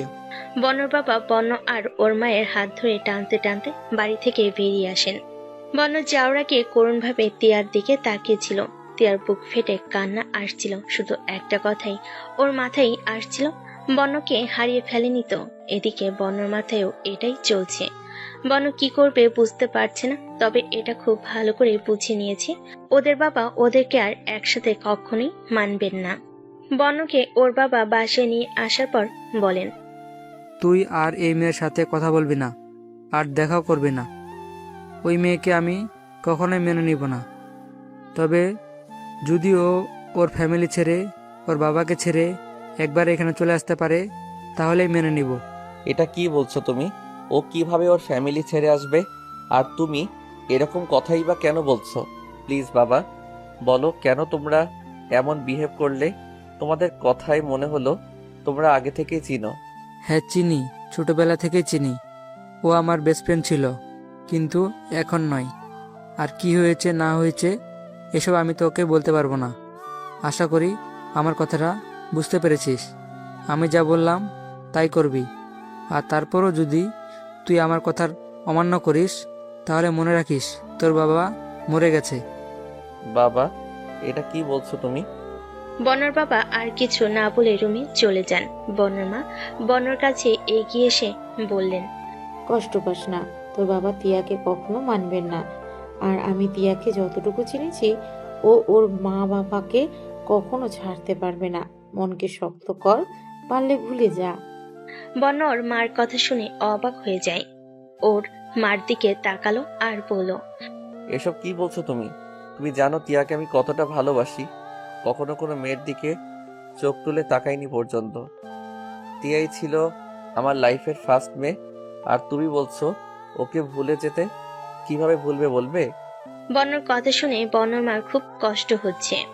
যখন প্রথম বনর মুখে তিয়ার কথা শুনেছিলেন আর তিয়াকে মেনে নিয়েছিলেন, তারা বন যে কত খুশি হয়েছিল। বনমা এত খুশি বনকে এর আগে কখনো দেখেনি। আর আজ বন যতটা কষ্ট পাচ্ছে, এত কষ্ট পেতে ও বনকে আগে কখনো দেখেননি। উনি কি করবেন বুঝতে পারছেন না। রুমে গিয়ে বনর বাবাকে অনেক বোঝালেন, কাজ হয়নি। বন রুমে দরজা বন্ধ করে বসে আছে। ওর চোখের সামনে শুধু তিয়ার কানা করা মুখটা ভেসে আসছে। এই 3 বছরে বন তিয়াকে এরকম কান্না করতে কখনো দেখেনি। শুধু একদিন দেখেছিল, যখন বন্য বলেছিল যদি বন্য তিয়াকে ছেড়ে চলে যায় তো তিয়া কি করবে। এটা শুনে তিয়ার সে কি কান্না। বন কোনোভাবে তিয়াকে থামাতে পারছিল না। কান্না থামাতে বন তিয়ার ঠোঁটে নিজের ঠোঁট ডুবিয়ে নেয়। যখন তিয়া শান্ত হয় তখন বন তিয়াকে ছেড়ে দেয়। তারপর কান্নার বদলে কি লজ্জা পাচ্ছিল। 1 ঘন্টা বনর দিকে চোখ তুলে তাকায়নি। বন এসব ভাবছিল আর চোখ দিয়ে 1 ফোঁটা জল গড়িয়ে পড়ল। বন কখনো কাঁদেনি। এদিকে তিয়া ওর বাবাকে বলেন, শোনো, আমি জানতাম না বর্ণ এই ধোঁকাবাজির ছেলে। জানলে কখনোই দেখা করতে রাজি হতাম না। এখন একটা কথা ক্লিয়ারলি বলছি, বর্ণকে ভুলে যাও। এই ছেলের সাথে তোমার বিয়ে আমি কিছুতেই দেব না। তিয়া কাঁদতে কাঁদতে ওর বাবাকে জড়িয়ে ধরে বলল, প্লিজ বাবা, এসব বলো না। আমি বর্ণকে ছাড়া বাঁচবো না। অনেক ভালোবাসি। প্লিজ আমাকে ওর থেকে আলাদা করো না। তোমার এমন ইমোশনাল কথায় আমায় মন কিছুতেই গলবে না। যা বলছি তাই করো। বর্ণর সাথে আজকের পর কোনো কথা বলবে না, আর দেখা তো করবে না। ওকে ভুলে যাও। বলে তিয়ার বাবা নিজের থেকে তিয়াকে ছাড়ি ওখান থেকে চলে গেলেন। তিয়ার ভাবি তিয়ার কাছে এসে তিয়াকে জড়িয়ে ধরলেন আর বললেন, কান্না বন্ধ করো, সব ঠিক হয়ে যাবে। এভাবে কেউ কাঁদে? ভাবি, আমি ওকে ছাড়া বাঁচবো না। প্লিজ কিছু করো। আমি এখন কি করব? তুমি আগে কান্না বন্ধ করো আর রুমে চলো। তিয়ার ভাবি তিয়াকে রুমে নিয়ে গেলেন। তিয়ার মা তিয়ার বাবার কাছে গিয়ে অনেক বোঝালেন। তিয়ার কষ্ট উনি সহ্য করতে পারছে না। একটা মেয়ে খুব আদরে, কখনো চোখের জল আসতে দেননি। আর আজ এত চোখের জল ফেলেছে, কিভাবে সহ্য করবেন তিনি। তিয়ার বাবার এক কথা, তিনি কিছুতেই বর্ণকে মেনে নেবেন না। প্রায় 1 মাস ওরা বোঝাই কোনো কাজ হয় না। তারপর বর্ণ তিয়ার খুশির জন্য তিয়ার সাথে যোগাযোগ বন্ধ করে দেয়। তবেও লুকিয়ে দেখতে যেত তিয়াকে। তিয়া ফোন দিলেও ভালোভাবে কথা বলতো না। প্রায় 2 মাস তিয়াকে বর্ণ ওর মুখ দেখায়নি। পরশু তিয়া এমন ভাবে দেখা করার কথা বলল আর না করতে পারেনি। তিয়া ক্লাস শেষ করে সাইরার সাথে হেঁটে হেঁটে বাসায় চলে আসে। তিয়াকে রুমে যেতে দেখে ওর মা ওর রুমে গেলেন। তিয়া বিছানায় বসেছিল, উনি পাশে গিয়ে বসেন আর তিয়ার মাথায় হাত রেখে বলেন, নিজের একই অবস্থা করেছিস। খাওয়া দাওয়া ঠিক মতো করিস না, ঘুমোস না। এসব করলে কি চলবে? তো আর কি করব? তোমরা তো তাই চাও, তো আর এসব বলছো কেন? তুই জানিস আমি এসব চাই না, তারপরও আমাকে এসব বলছিস। বাবা ভাইয়া ওরা তো চান, ওদের জন্যই করছি। আমি মরি বাঁচি তাতে ওদের কিছু যায় আসে না। মরার কথা বলিস না দয়া করে কোনো মায়ের সামনে। আমি তোর বাবাকে কম বুঝাইনি, কিন্তু ও রাজি হচ্ছে না। তো কি করব বল? জানি না বর্ণের বাবার উপর ওর কিসের এত রাগ। রাগের কারণটা জানলে হয়তো কিছু একটা করা যেত। তুই এক কাজ কর, এই ব্যাপারে বর্ণর সাথে কথা বলে দেখ। ঠিক বলেছ, আমি এক্ষুনি ফোন দিচ্ছি। না, আগে খেয়ে নে, ও তো এখনো অফিসে। খেয়ে কিছুক্ষণ পর ফোন দিস। ওকে, আমি ফ্রেশ হয়ে আসছি। আমি খাবার বাড়ছি। তিয়ার মা চলে যান। তিয়া মনে মনে ভাবতে লাগলো, আজ অনেক দিন পর একটা আশার আলো দেখতে পারছি। থ্যাংক ইউ মা। একবার জানি ওদের মাঝে কি হয়েছিল সব জানলে এর সমাধান করার আর কোনো রাস্তা বের করতে পারবো। তারপর আমিও আমার বর্ণকে পেয়ে যাব। সত্যিই পাবো তো? এসব ভেবে টিয়া ফ্রেশ হয়ে খেয়ে নিল, তারপর একটু ঘুমিয়ে নিল। সন্ধ্যায় টিয়ার ঘুম ভাঙলো। ঘুম থেকে উঠে ফ্রেশ হয়ে বর্ণকে ফোন দিল। একবার রিং হতেই বর্ণ ফোন রিসিভ করলো। টিয়া বলল, তোমার সাথে আমার খুব ইম্পর্টেন্ট কথা আছে। বলো। আমার বাবা আর তোমার বাবার মাঝে কি হয়েছে এটা জানার চেষ্টা করো। যদি এটা জানতে পারি তাহলে এর একটা সমাধান করতে পারবো, ওদের মাঝের রাগটা কমাতে পারি। আমি বাবার সাথে কথা বলেছিলাম, বাট বাবা এই বিষয়ে কিছু বলতে চান না। কেন? আমি জানি না, বাদ দাও এসব। ভাগ্যে যা আছে তাই হবে। আর কাল দেখা করার জন্য তোমার বাবা আমার বাবাকে অনেক কথা শুনিয়েছেন। এখন তো বাবা আমার উপর রাগ করে কথা বলাই বন্ধ করে দিচ্ছেন। কি? তাহলে কি আর আমাদের দেখা হবে না? টিয়ার ফুপিয়ে কান্নার আওয়াজ বর্ণর কান পর্যন্ত আসছে। বর্ণ কি করবে না করবে কিছুই বুঝতে পারছে না। একদিকে বাবা, অন্যদিকে টিয়া, দুজনকে নিজের থেকে বেশি ভালোবাসে। আরে দেখা করব না কখন বললাম? তুমি কান্না বন্ধ করো, যখনই সময় পাবো দেখা করব। প্রমিস? না, বলো। প্রমিস। ওকে।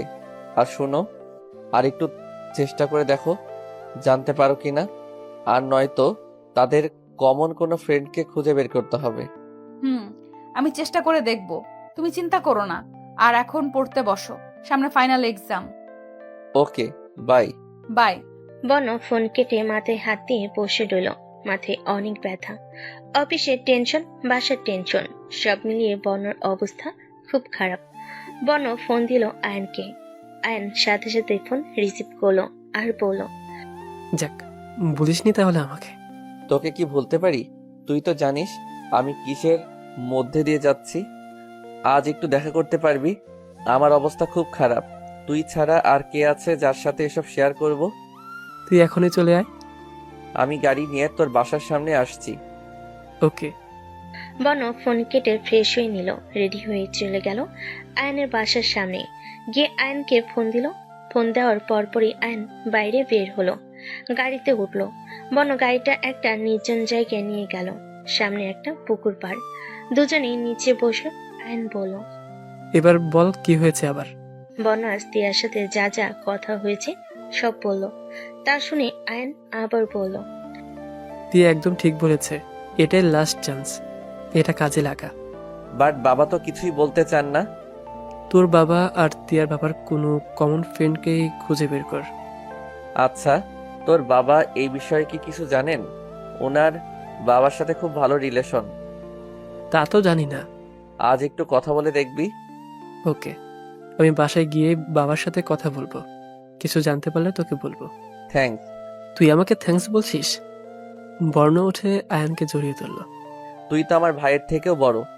আমার সব প্রবলেমে আমার সাথে থাকিস, তোকে আর থ্যাঙ্কস দিয়ে ছোট করব না। ওকে, এখন চল। মনে তো হচ্ছে কিছু খাসনি, খেয়ে নিবি? খিদে নেই। চুপচাপ চল। আয়ন বর্ণকে নিয়ে একটা রেস্টুরেন্টে গেল, গিয়ে বর্ণকে কিছু খাইয়ে দিল। তারপর বর্ণ আয়নকে ওর বাসায় ড্রপ করে নিয়ে বাসায় চলে গেল। গিয়ে বিছানায় শুয়ে পড়ল। এদিকে তিয়া বই নিয়ে বসলো, ওর মাথায় শুধু বর্ণর কথা খুঁজছে। হঠাৎ ওর চোখ গেল টেবিলের উপর রাখা নূপুরের দিকে। তিয়া উঠে গিয়ে নূপুর টানলো আর পায়ে পড়লো। এটা বর্ণ দেওয়া প্রথম উপহার, তবে সবে তাদের রিলেশন শুরু। প্রথম প্রথম তিয়া বর্ণর সাথে কথা বলতে বর্ণর দিকে তাকাতে খুব লজ্জা পেত। সেদিন ছিল শুক্রবার। তিয়া বর্ণর সাথে বেরিয়েছে। বর্ণ কোথায় যেন ওকে নিয়ে যাবে। কোথায় নিয়ে যাবে বলো না? আরে বাবা, বললাম তো সারপ্রাইজ। বললে কি আর সারপ্রাইজ থাকবে? তবুও। আর একটু এসে গেছি। চোখ বন্ধ করো। চোখ বন্ধ করলে হাঁটবো কি করে? আমি আছি না। বর্ণ এক হাত দিয়ে তিয়ার চোখ বন্ধ করে, অন্য হাত দিয়ে তিয়ার হাত ধরে সামনে নিয়ে যায়। সেখানে নিয়ে গিয়ে বন ওর হাত ছেড়ে দেয়। তিয়া অবাক হয়ে তাকিয়ে আছে। ওয়াও মেলা। চলো, আজ তোমার যা পছন্দ সব কিনে দেব। আর বলো কি খাবে? তিয়া আরেকটু সামনে এগিয়ে যায়। বনকে আঙ্গুল দিয়ে ইশারা করে দেখায় হাওয়াই মিঠাই খাবে। বন একটা হাওয়াই মিঠাই কিনে আনে। এ কি, একটা আনলে কেন? আমি কিন্তু তোমায় দেব না। আমায় রেখে যেতে পারবে? এটা ঠিক না, আমি এটা কাউকে ভাগ দেই না। কেউ আর আমি কি এক? না, ওকে আসো, তবে একটু দেব। এটা লাগবে, অন্য একটা মিষ্টি দিলেই হবে। কি বলবো? বলো। বন্য তিয়ার কাছে এগিয়ে যায়। গিয়ে তিয়ার কানের কাছে মুখ নিয়ে বলে, এটার থেকেও মিষ্টি তো তোমার ঠোঁটের ছোঁয়া, এটা দিলেই আমার হয়ে যাবে। তিয়া লজ্জায় মাথা নিচু করে রাখে। বন্য আবার বলে, কি হলো, দিবে না? থুর, তুমি না, চলো তো। পাওনা কিন্তু রয়ে গেল। তুমি আসবে? চলো। তিয়া হাওয়াই মিঠাই খাচ্ছে আর বন্য তিয়াকে দেখছে। হঠাৎ তিয়া চিল্লিয়ে বলল, কি সুন্দর নূপুর। কোথায়? আর কেউ এভাবে চিল্লায়? সরি, এই দেখো সামনে। চলো। তারপর বন্য নুপুরটা কিনে নিজের কাছে রাখে। এ কি, তোমার কাছে রাখছো কেন? এটা তো আমার জন্য কিনছো। যাওয়ার সময় পরিয়ে দিব আমি নিজের হাতে। তাহলে এক্ষুনি চলো। আর একটু ঘুরি। না না, অনেক ঘুরছি, চলো। ওকে। তিয়ার কথায় বন মেলা থেকে বেরিয়ে সামনে গেল। একটা গাছের গুড়িতে তিয়া বসে পড়ল। এবার পরিয়ে দাও। বন তিয়ার পাশে বসে নুপুরটা পরিয়ে দিল। নুপুর পরিয়ে তিয়ার পায়ে একটা কিস হলো। সাথে সাথে তিয়া কেঁপে উঠল। এসব ভাবছে আর তিয়া কাঁদছে। নুপুরের দিকে তাকিয়ে আছে। এরকম আরো কত শত স্মৃতি রয়েছে, সব অতীত। অতীতটাই খুব সুন্দর ছিল। এসব ভাবতে ভাবতেই একসময় তিয়া ঘুমিয়ে পড়ে। রাত 10:30। তিয়ার মা এসে তিয়াকে ডাকেন খাওয়ার জন্য।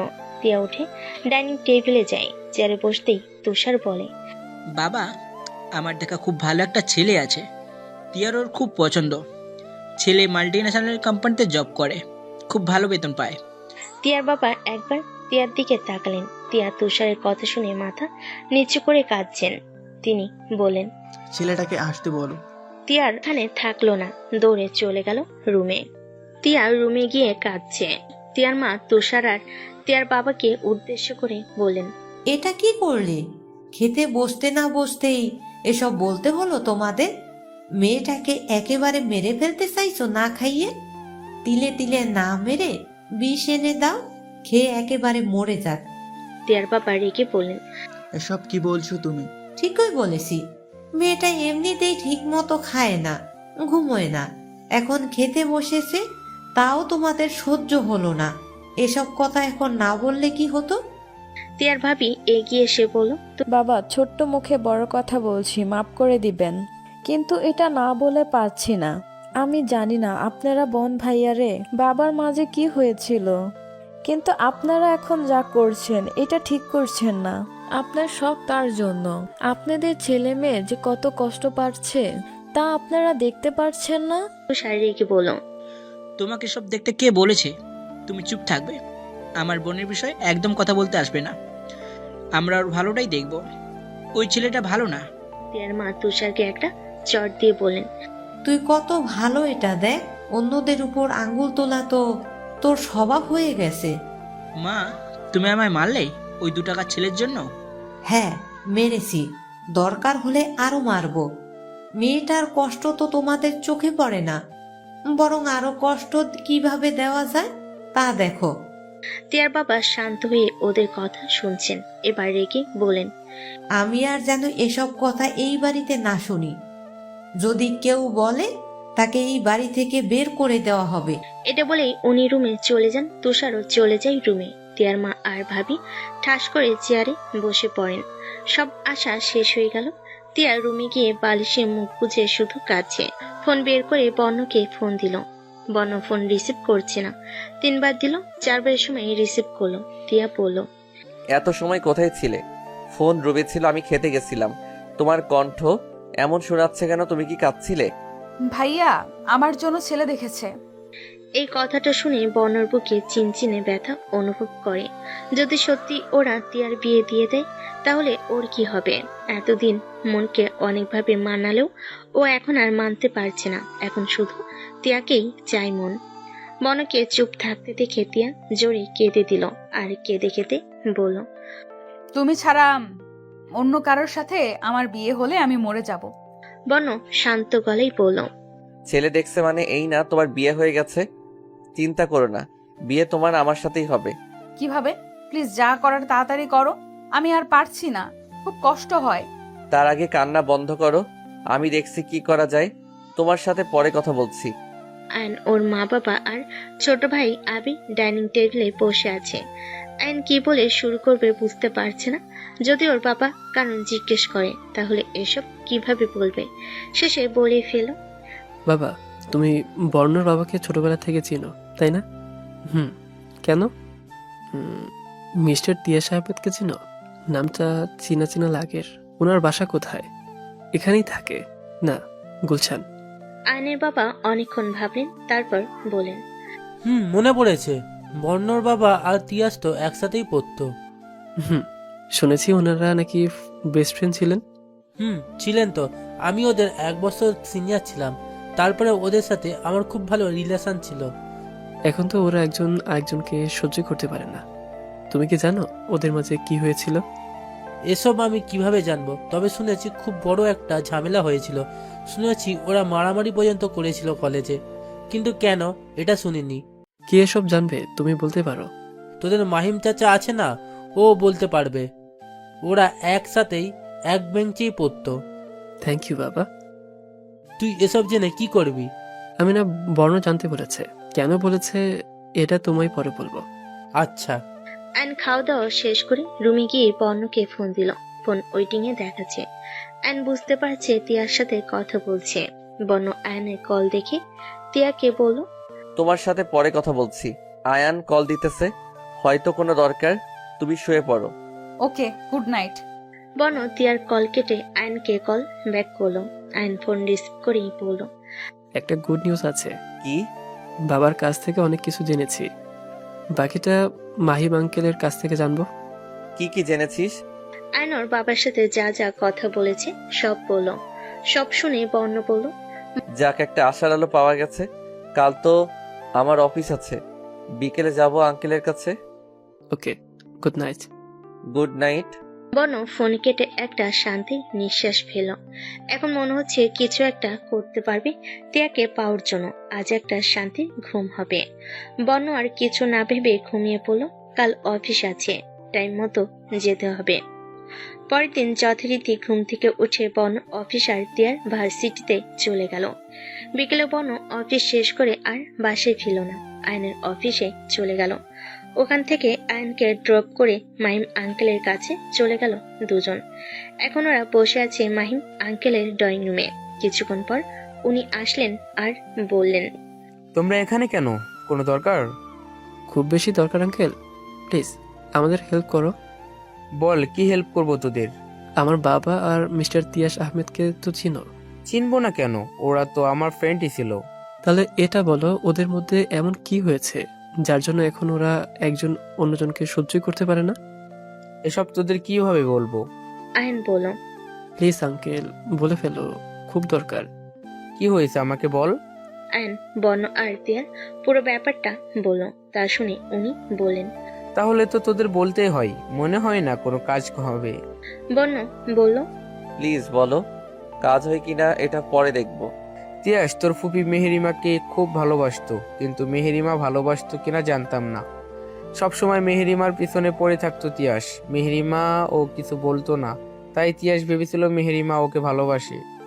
একদিন তিয়াস তোর বাবা মেহরামকে এসব বলে দেয়। মেহরামও প্রথমে খুশি হয়েছিল এসব শুনে, কারণ তিয়াস তো ওর বেস্ট ফ্রেন্ড ছিল, আর তিয়াস তো খুব ভালো ছেলে ও ছিল। কিন্তু হঠাৎ একদিন কলেজে এসে মেহরাম তিয়াসকে মারতে থাকে আর অনেক কিছু বলে গালিগালাজ করে। সব মনে নেই, তিয়াস ও মেহরামকে মারতে থাকে। আমরা অনেক কষ্টে ওদের মারামারি আটকাই। পরে অনেক জানার চেষ্টা করি কেন মেরেছিল, কি হয়েছিল, কিন্তু ও বলেনি। কিছুদিন পর জানতে পারি মেহেরিমার বিয়ে হয়ে যায় আমাদেরও ক্লাসমেট রুদ্রর সাথে। এটা শুনে তিয়াস অনেক রেগে যায়, কারণ মেহরাম এই বিয়েটা দিয়েছিল। তিয়াস মেহরামের বাসায় গিয়ে অনেক মারামারি করে। এরপর থেকে ওরা দুজন অন্যজনকে সহ্য করতে পারে না। তার কয়েক বছর পর তিয়াস ওর ফ্যামিলির পছন্দ করা মেয়েকে বিয়ে করে নেয়। হঠাৎ ফুপির বিয়ে আর মারামারি লাগার নিশ্চয়ই বড় কোনো কারণ আছে। হতে পারে, কারণটা কেউ বলল না। আয়ান বলল। বাট সব ক্লিয়ারলি জানবো কি করে? বন্য বলল। ফুপির সাথে কথা বললে কেমন হয়? ফুপি কি সব বলবে? চেষ্টা করে দেখি। মাহিম আঙ্কেল বলল। কথা বলে দেখ, কিন্তু রুদ্র যেন এসব জানতে না পারে। বন্য বলল। কেন? কেনটা পরে জানিস, আগে কথা বলে দেখ। আয়ান বলল। অফিস ছুটি নিয়ে তোর ফুপির বাসায় যেতে হবে। উনি তো সিলেট থাকেন, তাই না? হুম। আচ্ছা আঙ্কেল, আমরা আসি। আর আমাদের হেল্প করার জন্য থ্যাঙ্কস। বন্য আর আয়ান মাহিম আঙ্কেলের বাসা থেকে বেরিয়ে আসে। সিলেট যেতে হবে, সব ক্লিয়ার না হলে ওরা কখনোই এসব মেনে নেবেন না। টেনশন আরো বেড়ে গেল। যদি ফুপি কিছু না বলে তাহলে কি হবে? বন্য আর আয়ান দুদিন পর একদিনের ছুটি নিয়ে বৃহস্পতিবার হওয়ায় একদিন ছুটি নিয়েছে। শুক্রবারে আবার ফিরে আসতে পারবে। বন্য তিয়াকে এগুলো জানালো না, মিথ্যা বলল অফিসের কাজে সিলেট যাচ্ছে। এসব তিয়া জানলে ওর বাবার প্রতি অন্যরকম ভাবনা তৈরি হতে পারে। তিয়ার মন ভেঙে যেতে পারে। যাওয়ার আগে একবার তিয়ার সাথে দেখা করে গেল। পরে সপ্তাহ থেকে তিয়ার ফাইনাল এক্সাম। পরীক্ষা শেষ হওয়ার আগে ওরা বেশি টাইম স্পেন্ড করতে পারবে না। আজ চলে যাবে বন্য সিলেট। তিয়াকে বলেছে অফিসে কাজে যাবে। বন্যর মাকেও তাই বলেছি। আয়ন আর বন্য বসে আছে গাড়িতে। আয়ন বলল। এত টেনশন করছিস কেন? সব ঠিক হয়ে যাবে। জানি না, অন্যরকম এক ফিলিংস কাজ করছে। এখন তিয়াকে খুব মিস করছি। ওকে নিয়ে সিলেট ঘোরানোর কথা ছিল, আর আজ আমি একা যাচ্ছি। সব ক্লিয়ার হলে দেখিস সবাই সব মেনে নেবে। আমার মন বলছে ওখানে গিয়ে এমন কিছু জানবো যা তোদের দুজনকে এক করে দিবে। তাই যেন হয়। সন্ধ্যার দিকে আয়ন আর বন্য ওর ফুপির বাসায় পৌঁছায়। বন্যকে দেখে ওর ফুপি অনেক অবাক হন আর বলেন। তুই হঠাৎ করে জানালি না তো? কেন, না বলে কি আসতে পারি না? সেটা কখন বললাম? ভালো করেছিস এসে। আয় ভেতরে আয়। ফুপা বাসায়? একটু আগেই এলো। তোরা কেমন আছিস? আয়ান, তুই কেমন আছিস? আয়ন বলল। ভালো ফুপি, তুমি? এই তো আছি। তোরা ফ্রেশ হয়ে আয়। ওদের একটা রুম দেখিয়ে দিন। রুমে ঢুকেই আয়ন বলল। ফুপা তো বাসায়, এখন বলা ঠিক হবে না। কাল তো অফিস বন্ধ, ফুপা বাসায় থাকবেন। কিছু একটা করতে হবে। ফুপার সামনে কিছু বলা ঠিক হবে না। আচ্ছা, কাল দেখি কি করা যায়। ওরা ফ্রেশ হয়ে ড্রয়িং রুমে গেল। সেখানে ওর ফুপাকে দেখতে পেল। ওরা যেতে রুদ্র বলল। হঠাৎ করে এলে যে, কোনো কাজে এসেছো নাকি? বন্য বলল। কেন, আমরা তোমাদের দেখতে আসতে পারি না? ফুপি অনেকদিন ধরে যায় না তো, তাই দেখতে এলাম। ও তাই, ভালো করেছো এসে। বন্য আর আয়ন সোফায় বসলো। বন্য বলল। রোদ্দুর কোথায়? ও তো বন্ধুদের সাথে বেড়াতে গেছে, আরো 2 দিন পর ফিরবে। ওরা আরো কিছুক্ষণ আড্ডা দিল। রাতে একসাথে ডিনার করে আয়ন আর বন্য ঘুমিয়ে পড়ল। যা করার সকালেই করতে হবে পরের দিন। বন্য আর আয়ান ঘুম থেকে উঠে ফ্রেশ হয়ে ড্রয়িং রুমে গেল। গিয়ে দেখে ওর ফুপা কোথাও যেন যাবে। বন্য এগিয়ে গিয়ে বলল। ফুপা কোথাও যাবে? তোমরা এতদিন পরে আসলে, তোমাদের জন্য ভালো কিছু বাজার করে নিয়ে আসি। আয়ন বন্যর কানে কানে বলল। এটাই সুযোগ। বন্য বলল। ও আচ্ছা। ওদের ফুপি বলল। তোরাও সাথে চলে যা, ঘুরেও আসতে পারবি। এই জায়গাটা খুব সুন্দর। বন্য বলল। না ফুপি, পরে বেরোবো, এখন ভালো লাগছে না। আচ্ছা, আমি আসি তাহলে। ফুপা চলে গেল। বন্য আর সময় নষ্ট করতে চায় না। ফুপির হাত ধরে টেনে সোফায় নিয়ে বসলো। ফুপি বলল। কি হয়েছে? বন্য বলল। এখানে খুব জরুরি কাজে এসেছি, তোমার কাছ থেকে কিছু জানার জন্য। কি? সব সত্যি বলবে তো? কি বলতো আগে? আয়ন আগে তিয়া আর বন্যর ব্যাপারে সব বলল। তিয়া কার মেয়ে? তিয়াস আহমেদ। তিয়াস আহমেদ নামটা শুনে মেহেরিমার চোখ থেকে পানি পড়তে শুরু করে। কি হয়েছে ফুপি, তুমি কাঁদছো কেন? মানবে না রে, আমার জন্যই সব হয়েছে। কি হয়েছে প্লিজ আমাকে বলো। তাহলে শোন, তিয়াস আমাকে খুব ভালোবাসতো, আমারও ওকে খুব ভালো লাগতো। কিন্তু রুদ্রও আমাকে পছন্দ করত। রুদ্র আবার তিয়াসকে একদম পছন্দ করতো না। কেন করতো না তা জানি না। যখন শুনে তিয়াস আমাকে পছন্দ করে, তিয়াসের উপর রাগটা আরো বেড়ে যায়। ভাইয়াও তিয়াসকে আমার জন্য পছন্দ করে ফেলে। রুদ্র আমাকে পাওয়ার জন্য ভাইয়ার ক্ষতি করার কথা বলে, আমাকে ব্ল্যাকমেল করে। তিয়াসের সম্পর্কে ভাইয়ার কাছে মিথ্যে কথা বলতে বলে। আমি রাজি হইনি প্রথমে, কিন্তু ভাইয়ার ক্ষতি আমি কখনোই চাইনি। তাই বাধ্য হয়ে তিয়াসের সম্পর্কে ভাইয়াকে মিথ্যে কথা বলি। বর্ণ বলল, কি বলেছো? তিয়াস আমার সাথে খারাপ কিছু করার চেষ্টা করছে, আমার সাথে জোর করার চেষ্টা করেছে। সব শুনে ভাইয়া ভার্সিটিতে গিয়ে তিয়াসকে অনেক মারে। তারপর কিছুদিন পর রুদ্র ফ্যামিলির বিয়ের প্রস্তাব পাঠায়। ভাইয়াও রাজি হয়ে যায়। আমার কিছু করার ছিল না, তাই বাধ্য হয়ে আমিও রাজি হয়ে যাই। আমি শুনছি আমার বিয়ের পর ওদের মাঝে আবারও মারামারি হয়। এই কারণে প্রথমে আমি রুদ্রকে মেনে নিতে পারিনি, ওর জন্য এসব কিছু হয়েছে। কিন্তু পরে মানতে বাধ্য হই। সংসার তো ওর সাথেই করতে হবে, পালাতে তো পারবো না। এই জন্য ভাইয়াও ওকে সহ্য করতে পারে না। আমার জন্যই ওদের বন্ধুত্ব নষ্ট হয়েছে। আয়ান বলল, ও মাই গড, এ তো খুব জটিল বিষয়।